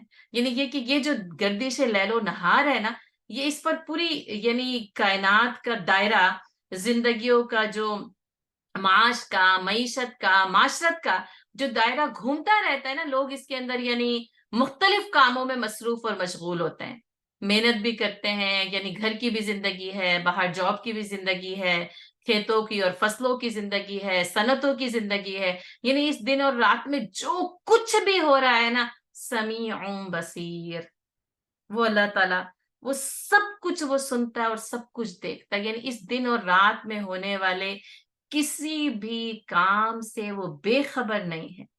ایسا نہیں ہے کہ یعنی تمہاری دعاؤں کو وہ سنتا نہ ہو، یا تمہاری کوششوں کو وہ دیکھتا نہ ہو، یا تمہاری یعنی نیکی کو یا تمہاری دعاؤں کو، تمہاری پکار کو وہ نہ سنتا ہو، تمہارے اوپر کیے گئے ظلم کو وہ نہیں دیکھ رہا، یا تم کتنی محنت کر رہے ہو یا تم کتنی نیکی کر رہے ہو وہ اس کو نہیں دیکھتا۔ وہ کیا ہے؟ وہ سمیع ہے اور بصیر ہے۔ اور دراصل یعنی جیسے رات اور دن کی گردش سے اس کائناتی نظام کی حقیقت کے ساتھ جو اللہ تعالیٰ کی صفات یہاں پر بتائی جا رہی ہے نا، ان صفات کو بتانے کا مقصد یہی ہے کہ اے انسانوں اس رات اور دن کی گردش میں تمہارے اوپر اللہ کے سمیع اور بصیر ہونے کا پہرا ہونا چاہیے. بس ہم یعنی یہ بھولتے ہیں نا، تو آپ دیکھیں کہ ہم کتنی غلطیاں کر جاتے ہیں، اس لیے کہ ہمیں یہ لگتا ہی نہیں ہے کہ وہ رب جو ہے وہ سنتا ہے یا دیکھتا ہے. اور اگر انسان کو یہ پتا ہو یا اہل ایمان کو یہ پتا ہو کہ وہ دیکھنے والا ہے، تو کیا یعنی کوئی کسی کے اوپر ظلم کرے گا؟ کسی کے اوپر جو ہے وہ ظلم کرنے کی یعنی قدرت بھی رکھتا ہے کوئی نا؟ اور یہ جو اللہ تعالیٰ کی صفت بصیر ہے نا، یہ زیادہ تر جو ہے نا وہ جیسے سمیع کے ساتھ آئی ہے اور خبیر کے ساتھ آئی ہے. ٹھیک ہے، تو آپ دیکھیں کہ یہ جو دونوں کا جو کمبینیشن ہوتا ہے نا، اور سمیع و بصیر کا کمبینیشن تو جیسے ظاہراً ہی نظر آتا ہے کہ وہ سنتا بھی ہے اور دیکھتا بھی ہے نا، وہ سننے والا بھی، یعنی پھر وہی کہ وہ بہرا رب نہیں ہے، وہ اندھا رب نہیں ہے نا. اور پھر یہی کہ وہ جیسے وہ سن سکتا ہے ویسے کوئی نہیں سن سکتا، جیسے وہ دیکھ سکتا ہے کوئی نہیں دیکھ سکتا. علامہ ابن قیم رحمت اللہ علیہ کا کہنا ہے کہ اللہ وہ بصیر ہے جو اپنی بصارت کے کمال سے نا ایک ایک یعنی چھوٹی سے چھوٹی چیز کی تفصیلات کو جو ہے وہ دیکھ لیتا ہے. اور جیسے کہا کہ ایک چھوٹی سی چیونٹی کی تفصیلات کو بھی وہ دیکھ سکتا، یعنی وہ چاہے پھر وہی کہ وہ چاہے وہ اندھیری رات میں سیاہ پہاڑ پر سیاہ چیونٹی چل رہی ہو، تو یعنی علامہ ابن قیم رحمت اللہ علیہ نے اس کی مثال دی ہے کہ جیسے کہ وہ اس تاریک رات میں ایک تاریک سیاہ ٹھوس چٹان پر اس سیاہ چیونٹی کا رینگنا بھی جو ہے نا بصیر، اس کی بصارتوں سے جو ہے وہ دور نہیں ہوتا ہے، وہ اس کو بھی دیکھ لیتا ہے.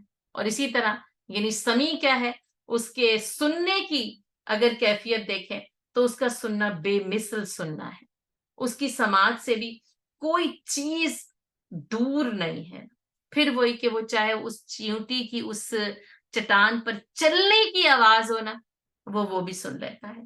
پھر یہ کہ انسان اس کو دعا کے لیے، اس کو مدد کے لیے پکارے، وہ بھی سن لیتا ہے. اور ویسے سماع کے معنی یعنی جیسے سننا بمعنی قبول کرنا بھی آتا ہے، یعنی جب وہ سنتا ہے تو پھر وہ قبول بھی کرتا ہے، یعنی دعاؤں کو سن کر ان کو پورا کرنے والی ذات بھی اس کی، یعنی سمیع کے اندر ہی دعاؤں کا سننا اور ان کا قبول کر لینا، دونوں کی دونوں چیزیں جو ہے وہ اس کے اندر آ جاتی ہیں. تو وہ ان اللہ سمیع بصیر، اور یقیناً اللہ تعالیٰ جو ہے وہ سننے والا اور دیکھنے والا ہے. ذالک بان اللہ هو الحق.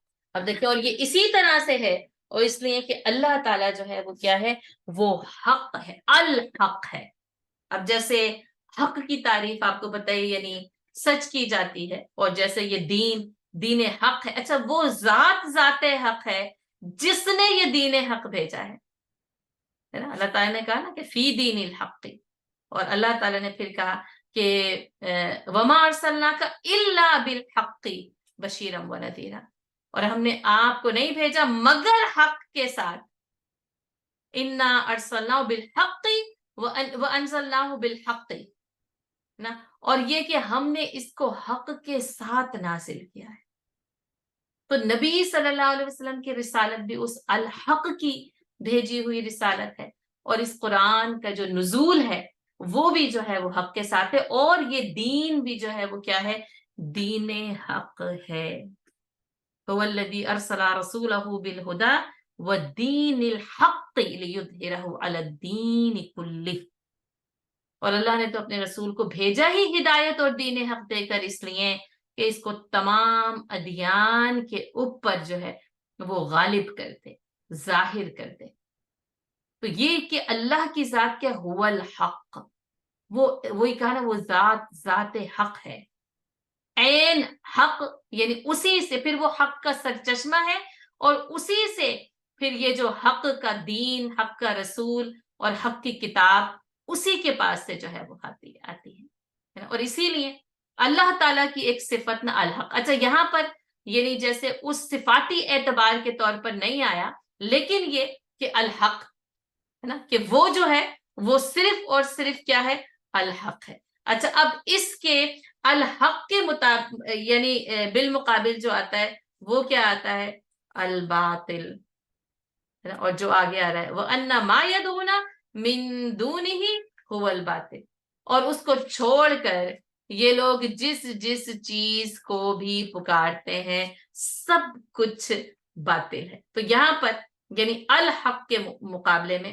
الباطل کو جو ہے وہ سامنے رکھا ہے. جیسے کہا گیا قُلْ جَاءَ الْحَقُّ وَزَهَقَ الْبَاطِلُ إِنَّ الْبَاطِلَ كَانَ زَهُوقًا. جب الحق آ جاتا ہے تو الباطل جو ہے وہ مٹ جاتا ہے. اس لیے الحق کے مقابلے میں الباطل ہے، اس لیے اللہ کے سوا نا جس چیز کو بھی پکارا جائے اور اس کی عبادت کی جائے وہ الباطل، یعنی الحق کے مقابلے میں هو الحق، وہی حق ہے، تو اس حق کے مقابل میں بالمقابل جو بھی چیز آ جائے وہ کیا ہے؟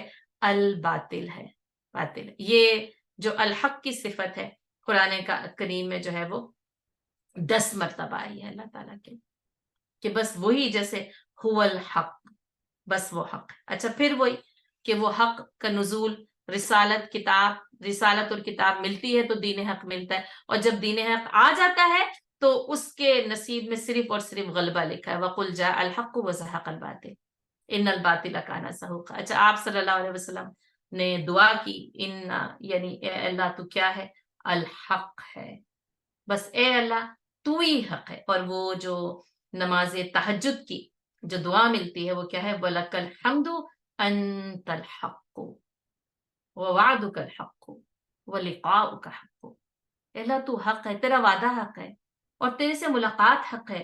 وَقَوْلُكَ حق، اور تیرا قول حق ہے. وَالْجَنَّةُ حق وَالنَّارُ حق، اور جنت بھی حق ہے اور دوزخ بھی حق ہے. وَالنَّبِيُّونَ حق، اور تیرے نبی بھی حق ہیں. وَمُحَمَّدٌ صلی اللہ علیہ وسلم حق.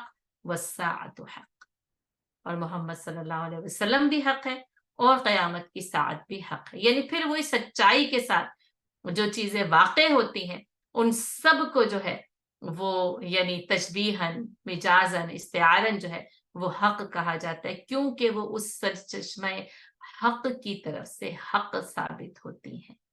تو وہ رب جو کہ حق ہے، وَأَنَّ مَا يَدْعُونَ مِن دُونِهِ هُوَ الْبَاطِلُ، اور جو کچھ بھی اس کو چھوڑ کر پکارا جاتا ہے اس کے سوا جن چیزوں کو بھی پکارا جاتا ہے، یعنی پھر وہی کہ عبادت کی جاتی ہے، پوجا کی جاتی ہے، تراشا جاتا ہے، معبود مانا جاتا ہے، وہ سب کے سب جو ہے وہ کیا ہے؟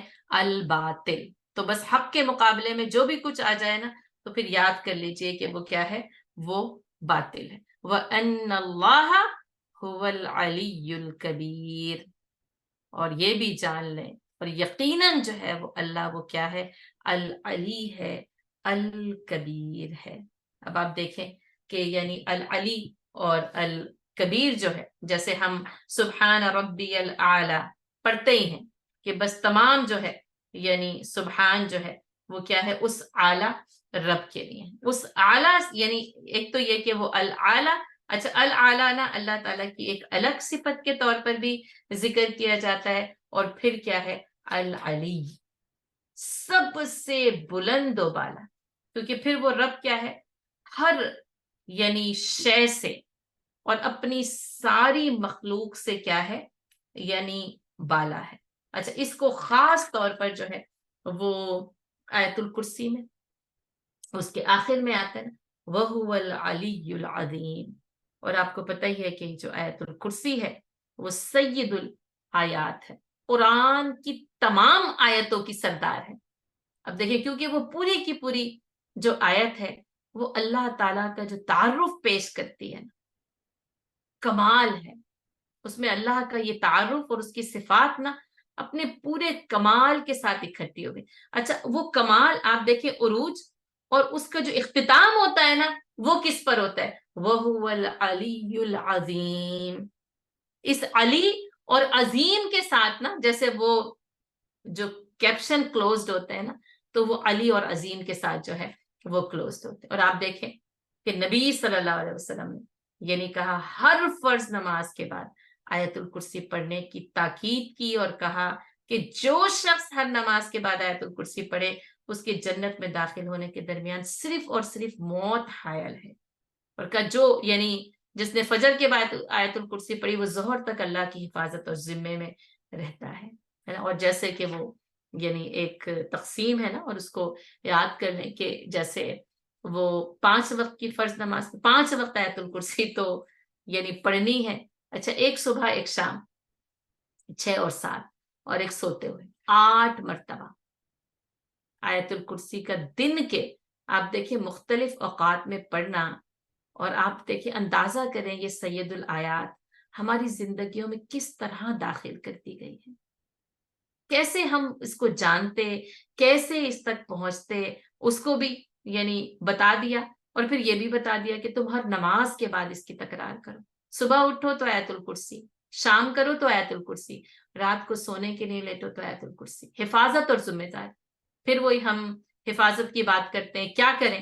اپنے بچوں کو پڑھنا سکھائیں، ان کو اس کا عمل سکھائیں. عمل ہے جس کو ہم کہتے ہیں کیا عمل کروں، تو یہ ذکر الہی ایک عمل کی صورت میں میرے اور آپ کے پاس موجود ہے. یہ سید الآیات ہماری زندگیوں کا حصہ ہونی چاہیے. ہر لمحے آپ دیکھیں صبح سے لے کے رات تک یہ دن موو کر رہا ہے. پھر ابھی گردی سے لیل و نہار پڑا، اور اس کے موو کرتے کرتے نا اس اللہ کی ان صفات کی معرفت کے ساتھ تم گزرتے چلے جاؤ. لیکن بات وہی ہے نا کہ پڑھتے بھی ہیں تو بس رٹو توتو کی طرح بس پڑھ کر جو ہے وہ گزر جاتے ہیں. اور میں نے تو اب خیر میں کافی عرصے سے خواتین کو تجوید نہیں پڑھاتی، تو لیکن میں نے جتنا میرا تجربہ ہے مجھے سب سے زیادہ غلطیاں جو ہماری بہنوں کی قرآن پڑھنے میں نظر ہے، کیونکہ پورا قرآن سنتے نہیں ہیں. اتفاق بھی نہیں ہوا میرا کہ میں کسی کا اس طرح سنتی، لیکن آیت الکرسی میں کیونکہ ہم اس کو روز پڑھتے ہیں نا، اور وہ غلطیاں اتنی پختہ ہو جاتی ہیں ہماری کہ ہم اس کو غلط طریقے سے آیت الکرسی کو پڑھ کر جا رہے ہوتے ہیں نا. تو اس کی تصحیح بہت زیادہ ضروری، کیونکہ ہماری روزمرہ زندگی کا لا ینفک حصہ ہے، ناگزیر ہے، تاکہ وہ صحیح طریقے سے پڑھا جائے. اور اللہ کی صفات بہترین تعارف جامع ترین انداز میں نا اللہ تعالیٰ نے اپنی ذات کا تعارف جو ہے نا وہ پیش کیا. اور آپ دیکھیں بات ہو رہی تھی العلی کی، ہے نا، بس وہی ہے فالحکم للہ العلی الکبیر.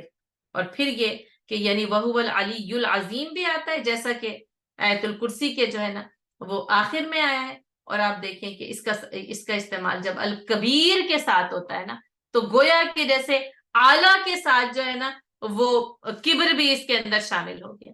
اور الکبیر، اور پھر وہی کہ میں اور آپ جو ہے وہ پڑھتے ہی ہیں اللہ اکبر کی جو تکرار ہے، وہ یعنی پھر وہی کہ ہر نمازوں میں ہر اذانوں میں جو ہے وہ اللہ اکبر کی تکرار، تو اس کے ساتھ جو ہے نا وہ پھر کبیر. اور جیسا کہ نبی صلی اللہ علیہ وسلم نے یہ دعا سکھائی اللہ اکبر کبیرہ، ہے نا، اللہ اکبر کبیرہ والحمد للہ کثیرہ وسبحان اللہ بکرۃ واصیلا. اور پھر جیسا کہ یعنی تکبیرات ہیں جو کہ عیدین میں تکبیرات پڑھی جاتی ہیں آپ دیکھیں، اور جیسا کہ بس قرآن نے وہوا رب یعنی وربک فکبرنا، اور بس اپنے رب کی بڑائی بیان کر. تو یہ ایک کلمہ، یہ ایک صفت جس کے ذریعے جو ہے نا اس کی یعنی بڑائی بیان، یعنی وہ سب سے بڑا ہے نا.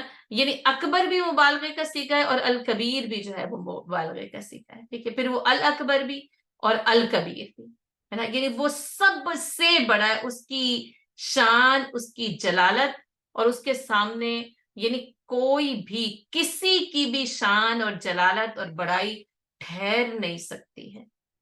یہ الکبیر قرآن کریم میں 6 مرتبہ آیا ہے. تو یعنی العلی اور الکبیر. اور آپ دیکھیں کہ یہاں پر کیونکہ یہاں پر کیا بات ہو رہی تھی کہ اس حق، وہ حق ہے الحق، اس کے مقابل جو کچھ بھی ہے باطل ہے. اب نا ان باطل تمام طاقتوں اور قوتوں کو یہ بتایا جا رہا ہے کہ اس سے بلند، بالا، برتر اور بڑا کوئی نہیں ہے. وَأَنَّ اللَّهَ هُوَ الْعَلِيُّ الْكَبِيرُ. اور بس وہی ہے سب سے بلند و بالا، سب سے برتر اور سب سے بڑا جو ہے وہ وہی ہے. الم تر ان اللہ انزل من السماء ماء. اور کیا تم دیکھتے نہیں ہو کہ اللہ تعالیٰ نے آسمان سے پانی برسایا فتصبح الارض مخضرہ، اور اس سے نا زمین جو ہے وہ سرسبز ہو جاتی ہے، ہریالی ہو جاتی ہے، اس کے اندر جس کو آپ کہتے ہیں نا گرینری آ جاتی، اور آپ دیکھیں یہ بارش کا پانی برستا ہے اور زمین اپنی ساری نباتات، ساری ہریالی، ساری سرسبزی نا اگل دیتی، اور آپ دیکھیے زمین جیسے وہ کہا ہے جیسے زمین اپنا زیور پہن لیتی ہے، جس کو ذات بہجا قرآن نے کہا کہ اور پھر تم دیکھتے ہو کہ وہ سج گئی ہے، وہ سمر گئی زمین کی یہ جو زینت ہے نا، اس کے جو رنگ، اور اس رنگ میں مخضرہ، یہ ہرا رنگ، اب دیکھیے اتنی کثرت کے ساتھ ہوتا ہے لیکن نگاہوں کو برا نہیں لگتا، وہ نگاہوں کو ٹھنڈک، سکون، جلا، تازگی بخشتا ہی چلا جاتا ہے۔ یہ ہریالی اس زمین کی شادابی ہے، اس کی زینت ہے۔ اور آپ دیکھیں گھاس کتنے وہ، یعنی کئی کئی ایکڑ پہ بھی نا گھاس پھیلی ہوئی ہو نا، آپ اس کو دیکھتے جاتے ہیں اور اپنی آنکھوں کو سکون دیتے جاتے ہیں، ٹھنڈا کرتے جاتے ہیں۔ فَتُصْبِحُ الْأَرْضُ مُخْضَرَّةً، اور پھر زمین کی جو تبدیلی آتی ہے نا مخضر۔ اچھا یہاں پہ بھی تصبح کا لفظ بھی جو ہے وہ معنی خیز ہے کہ اس سے پہلے کیا تھی، سوکھی پڑی تھی، زرد ہو گئی تھی، خشک ہو گئی تھی، زمین کیا تھی، ویران تھی۔ اور جیسا کہ ہم ہر سال جو ہے، اب دیکھیں یہ فال سیزن شروع ہو گیا ہے، پتوں کا رنگ بدلنا، پتوں کا گرنا، اچھا جس وقت پتوں کا رنگ تبدیل ہوتا ہے، ایسے خوبصورت کلرز قدرت کے آنکھیں اور عقل نہ جیسے واقعی حیران ہو جاتی ہے۔ اور میں یعنی آپ سب کو انکریج کروں گی کہ یعنی چاہے ہر سال صحیح، لیکن یہ کہ زندگی میں ایک بار تو نا ان کلرز کو جہاں پر خاص طور پر یہ نظر آتے ہیں نا، جا کے ان کا نظارہ ضرور کرنا چاہیے، کیونکہ اللہ تعالیٰ کہہ رہے ہو علم ترا، ہے نا، تو کیا نہیں دیکھا، تو دیکھنا یعنی کہ کیا دیکھ کر بھی نہیں دیکھا، اور یہ کہ باقاعدہ طور پر دیکھا جائے کہ وہ رب کیسے وہ آسمان اور اس کی قدرت، اس کے عجائبات اور اس کے رنگ، جس میں اللہ نے کہا فَتُصْبِحُ الْأَرْضُ مُخْضَرَّةً، اور تم دیکھتے ہو کہ یہ زمین پوری کی پوری نا جیسے وہ ہرا زیور جو ہے وہ پہن لیتی ہے، یہ زمین پوری کی پوری جو ہے وہ سرسبز ہو جاتی ہے۔ ان اللہ لطیف خبیر، اور بے شک اللہ تعالی جو ہے وہ بڑا باریک بھی اور ہر چیز سے خبیر، باخبر ہے۔ اچھا اب یہاں پر جو ہے نا، یعنی کہ اللہ تعالی کی یعنی لطافت کے ساتھ خبر کو واضح کیا جائے، یعنی یوں سمجھیں جیسے یہاں پر مخدرہ کا ذکر ہے نا، یعنی گھاس، ہریالی، یعنی یوں سمجھے کہ گھاس کی ایک ایک جو اسٹرینڈ ہوتی ہے نا، ایک ایک پتی نا، اس سے باخبر ہے، درخت کے ہر پتے سے، یعنی درخت کی کتنی شاخیں ہیں اور ان کے اوپر کتنے پتے ہیں، کتنے شگوفے ہیں، ہر پتے سے وہ واقف ہے۔ یہ اس کی لطافت، اس کی باریک بینی اور اللہ تعالیٰ کی خبر کا حال یہاں پر بتایا جا رہا ہے اس کی مناسبت سے۔ اور یہ کہ جیسے آسمان سے پانی برسا نا، تو یوں سمجھے کہ اس پانی کے ایک ایک قطرے سے واقف تھا کہ وہ کہاں سے برس رہا تھا اور اس کو کہاں پر جانا تھا، کہاں گرنا تھا، اس نے کہاں پر سیرابی کرنی تھی، ایک ایک بادل، اس کی بارش، اس کے قطرے وہ کہاں برسنے، انہوں نے کہاں پر جو ہے نا وہ یعنی سیرابی دینی ہے، کس کو سیراب کرنا ہے، کس کو یعنی انہوں نے خشک رہنے دینا ہے، اور کس کو جو ہے وہ انہوں نے گیلا کرنا ہے، اس کے نتیجے میں کون سی جو گھاس ہے وہ زمین سے اگنی ہے اور کون سی گھاس جو ہے وہ زمین سے نہیں اگنی، یعنی ہر چیز کے بارے میں وہ لطافت کے ساتھ اور باریک بینی کے ساتھ جو ہے وہ خبر۔ اچھا ایک تو یہ کہ جیسے لطف کے معنی نرمی ہے، اور اس کے ساتھ جو ہے نا یعنی جیسے باریک بینی اور اس کے ساتھ نرمی بھی ہے، یعنی کہا جاتا ہے کہ لطف کے معنی نا جیسے گفتار اور کردار میں نرمی اور مہربانی کے ہیں، اور اس کو یعنی اور اللہ کی جو مہربانی ہے، اللہ کی جو لطافت ہے نا، وہ اللہ کے تمام امور میں واضح ہے اور نمایاں ہے، یعنی اس نرمی نے اور اس باریک بینی نے اس پوری کائنات کو ڈیزائن کیا ہے. اس نے یہاں پر جو بارش کے قطروں اور زمین کے رنگ کا ذکر آیا نا، اور اس کی مناسبت سے جو یہاں پر اللہ تعالیٰ کی یہ صفت آئی ہے، یعنی ان اللہ لطیف خبیر، تو اس کی وجہ سے اس بات کو یعنی سمجھنا ضروری ہو جاتا ہے. اور جیسا کہ یعنی علماء کرام نے سمجھایا ہے کہ جیسے نا یعنی اس کا یہ لطف جو ہے، اس کی جو لطافت ہے نا، یعنی یہ ان چیزوں کی خوبصورتی اور رنگینی وہ اس کی کائنات میں ہر چیز سے واضح ہوتی ہے، ہر چیز. اور پھر اس کے ساتھ ساتھ اس کے لطف نے اس ہر چیز کی خوبصورتی کو اور اس کے علم کو یعنی اس کی معرفت کو لوگوں کے ساتھ جو ہے نا وہ پہنچایا ہے. یعنی اگر اس کا لطف اور مہربانی نہ ہوتی نا تو ہم یعنی ان بارش کے قطروں سے فائدہ اٹھانے پر قادر نہیں ہو سکتے تھے. اس کا مطلب کیا ہے؟ یہ یعنی اس ہریالی کے حسن کو جو پہچاننے میں یعنی انسان جب اس کو دیکھتا ہے اور اس کے فوائد سے آگاہ ہوتا ہے تو وہ ہے اس کا وہ لطف یا وہ لطف خاص جس کی بنا پر اس نے ان ساری چیزوں کی تخلیق کی، اور پھر اس تخلیق کا جو علم ہے وہ یعنی پھر اللہ تعالیٰ نے لوگوں کو جو ہے وہ اس کے جیسے جس کو کہتے ہیں نا اس سے لطف اندوز کیا. اس کو یعنی اس کا لطیف ہونا، ہمارا ان چیزوں سے لطف اندوز ہونا اس بات کا ثبوت ہے کہ اللہ لطیف ہے. اللہ نے یعنی اپنے کمال کے ساتھ جو ہے ان چیزوں کو وہ حسن اور وہ تاثیر دی جس سے میں اور آپ ان چیزوں سے جو ہے نا وہ لطف اندوز ہوتے ہیں. اور کہا یہ اللہ ہی کا لطف و کرم ہوگا کہ پھر وہ یہ جو اللہ تعالیٰ پھر دنیا اور آخرت کا جو یعنی تقابل پیش کرتے ہیں نا، یہ اسی کا لطف خاص، اسی کی اس لطیف کی ہی مہربانی ہوگی کہ اللہ آخرت میں اہل ایمان کو نجات اور کامیابی عطا کرے گا.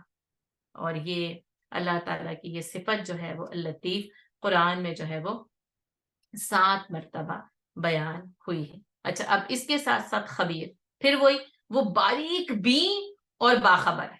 اب آگے دیکھیں ہم نے جیسے یعنی سمیع بصیر پڑھا، علی الکبیر پڑھا، اور اس کے ساتھ ساتھ پھر کیا ہے کہ لطیف خبیر.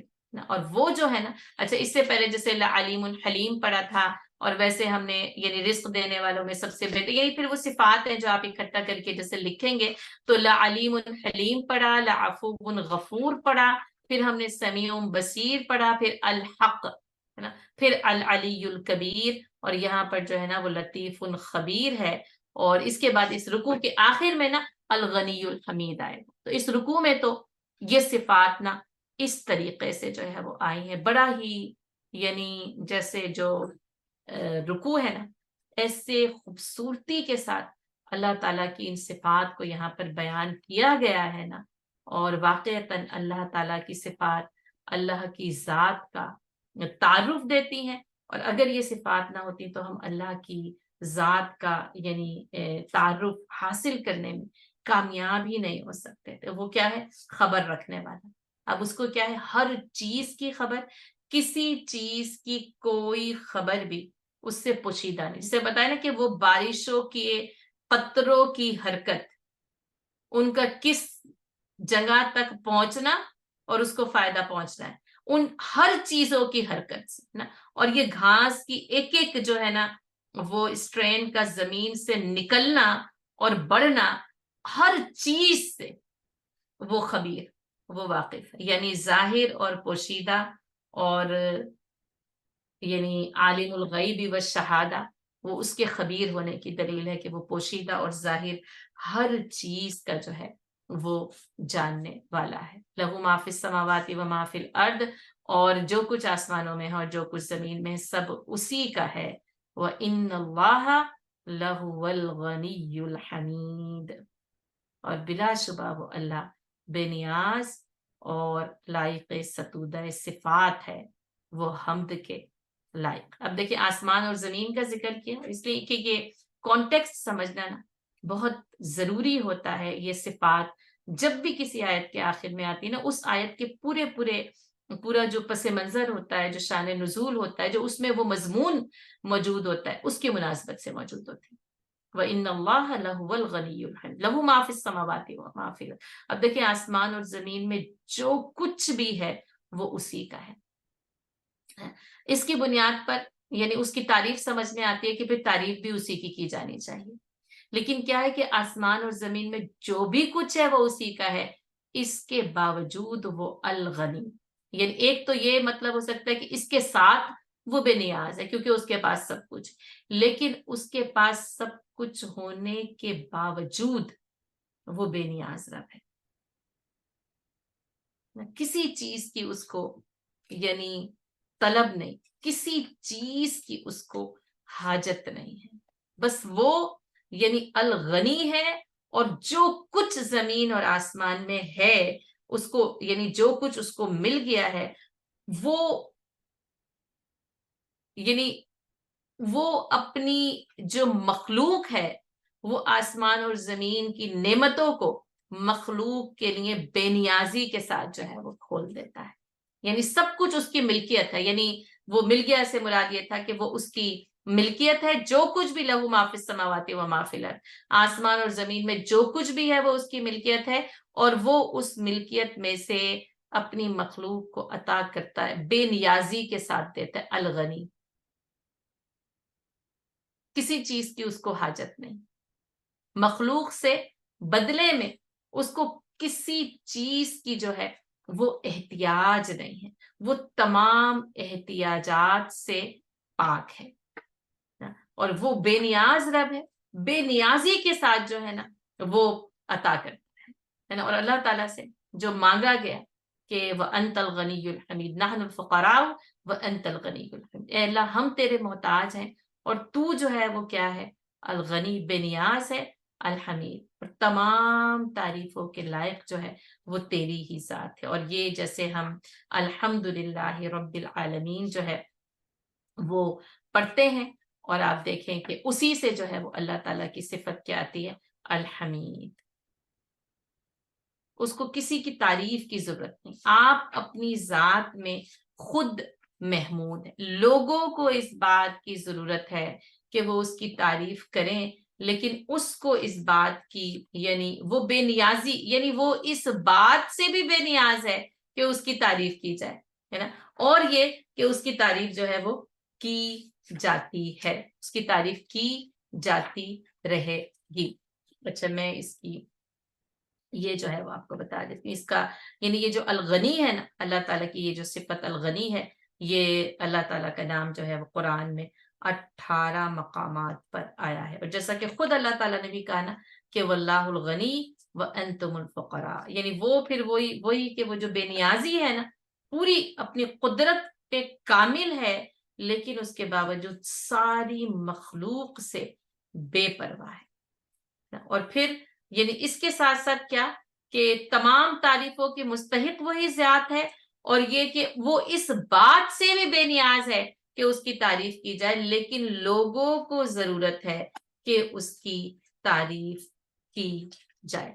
और ये जो अल हमीद, अल्लाह ताला की ये जो सिफत अल हमीद है, जैसे मैंने आपको बताया कि अल्हम्दुलिल्लाह रब्बिल आलमीन, यानी ये कि वो जिसकी तारीफ हमेशा की जाए, और जो साहिब तारीफ मालिक तारीफ है, और वो खुद भी यानी अपनी हम्द को खुद बयान करता है, उसको किसी के बयान करने की वजह से उसकी तारीफ नहीं होती, बल्कि उसकी अपनी वजह से वो खुद तारीफ का मुस्तहिक है। अल्लाह ताला की ये जो सिफत है ना, वो कुरान में जो है वो 17 मकामात पर आई है। और अल हमीद के साथ तो आपको पता ही है कि वह अफ़ज़लुद्दुआई अल्हम्दुलिल्लाह, कि अल्हम्दुलिल्लाह का कहना जो है ना अफजल तरीन दुआ है। सुब्हानल्लाहि व बिहम्दिही, सुब्हानल्लाहिल अज़ीम।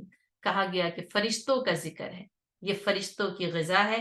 और इसके साथ साथ जो नबी सल्लल्लाहु अलैहि वसल्लम ने फिर इसी कलमे के साथ जो और मजीद कलमात बताए, और जिसके मुतालिक आप सल्लल्लाहु अलैहि वसल्लम ने फरमाया कि मैंने ये 4 कलमे कहे हैं कि जिनका वजन जो है ना, यानी वो फिर जितने भी कलमे उस वक्त हज़रत जुबैरिया रज़ी अल्लाह ताला अन्हा से मरवी है कि वो उन्होंने फजर से ज़ोहर तक यानी चाश्त के वक़्त तक जितना कुछ ज़िक्र किया आप सल्लल्लाहु अलैहि वसल्लम ने फरमाया ये कलिमात उससे बेहतर हैं। सुब्हानल्लाहि व बिहम्दिही अदद खल्क़िही व रिदा नफ्सिही व ज़ीनत अर्शिही व मिदाद कलिमातिही।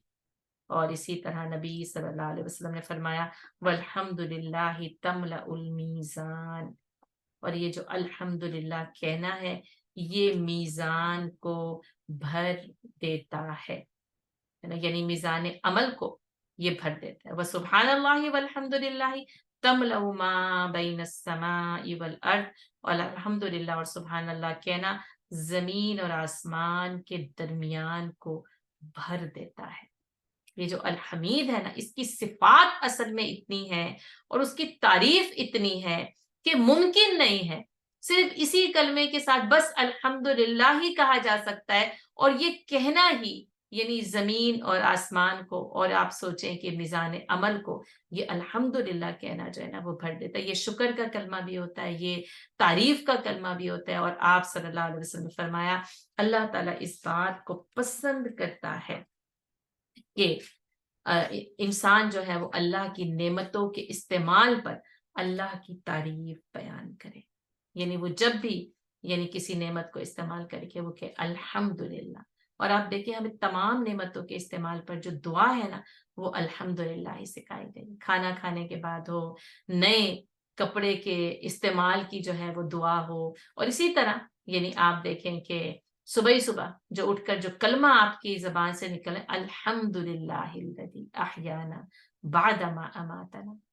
और आप देखिए हर रकात का आगाज़ नमाज की अल्हम्दुलिल्लाहि रब्बिल आलमीन, और कुरान का आगाज़ सूरतुल फातिहा अल्हम्दुलिल्लाहि रब्बिल आलमीन से शुरू होती है। तो वो बेनियाज रब जो कि तमाम तर तारीफ़ें उसी के लिए हैं और तमाम तर तारीफों का मालिक है। जहां किसी चीज की जमीन और आसमान में किसी चीज में कोई खूबसूरती है, कोई तासीर है, कोई हुस्न है, कोई रंग है, कोई नेमत है, कोई इस्तेमाल है, सब का सब उसका सरचश्मा ना इस अलगनी और अल हमीद की जात है।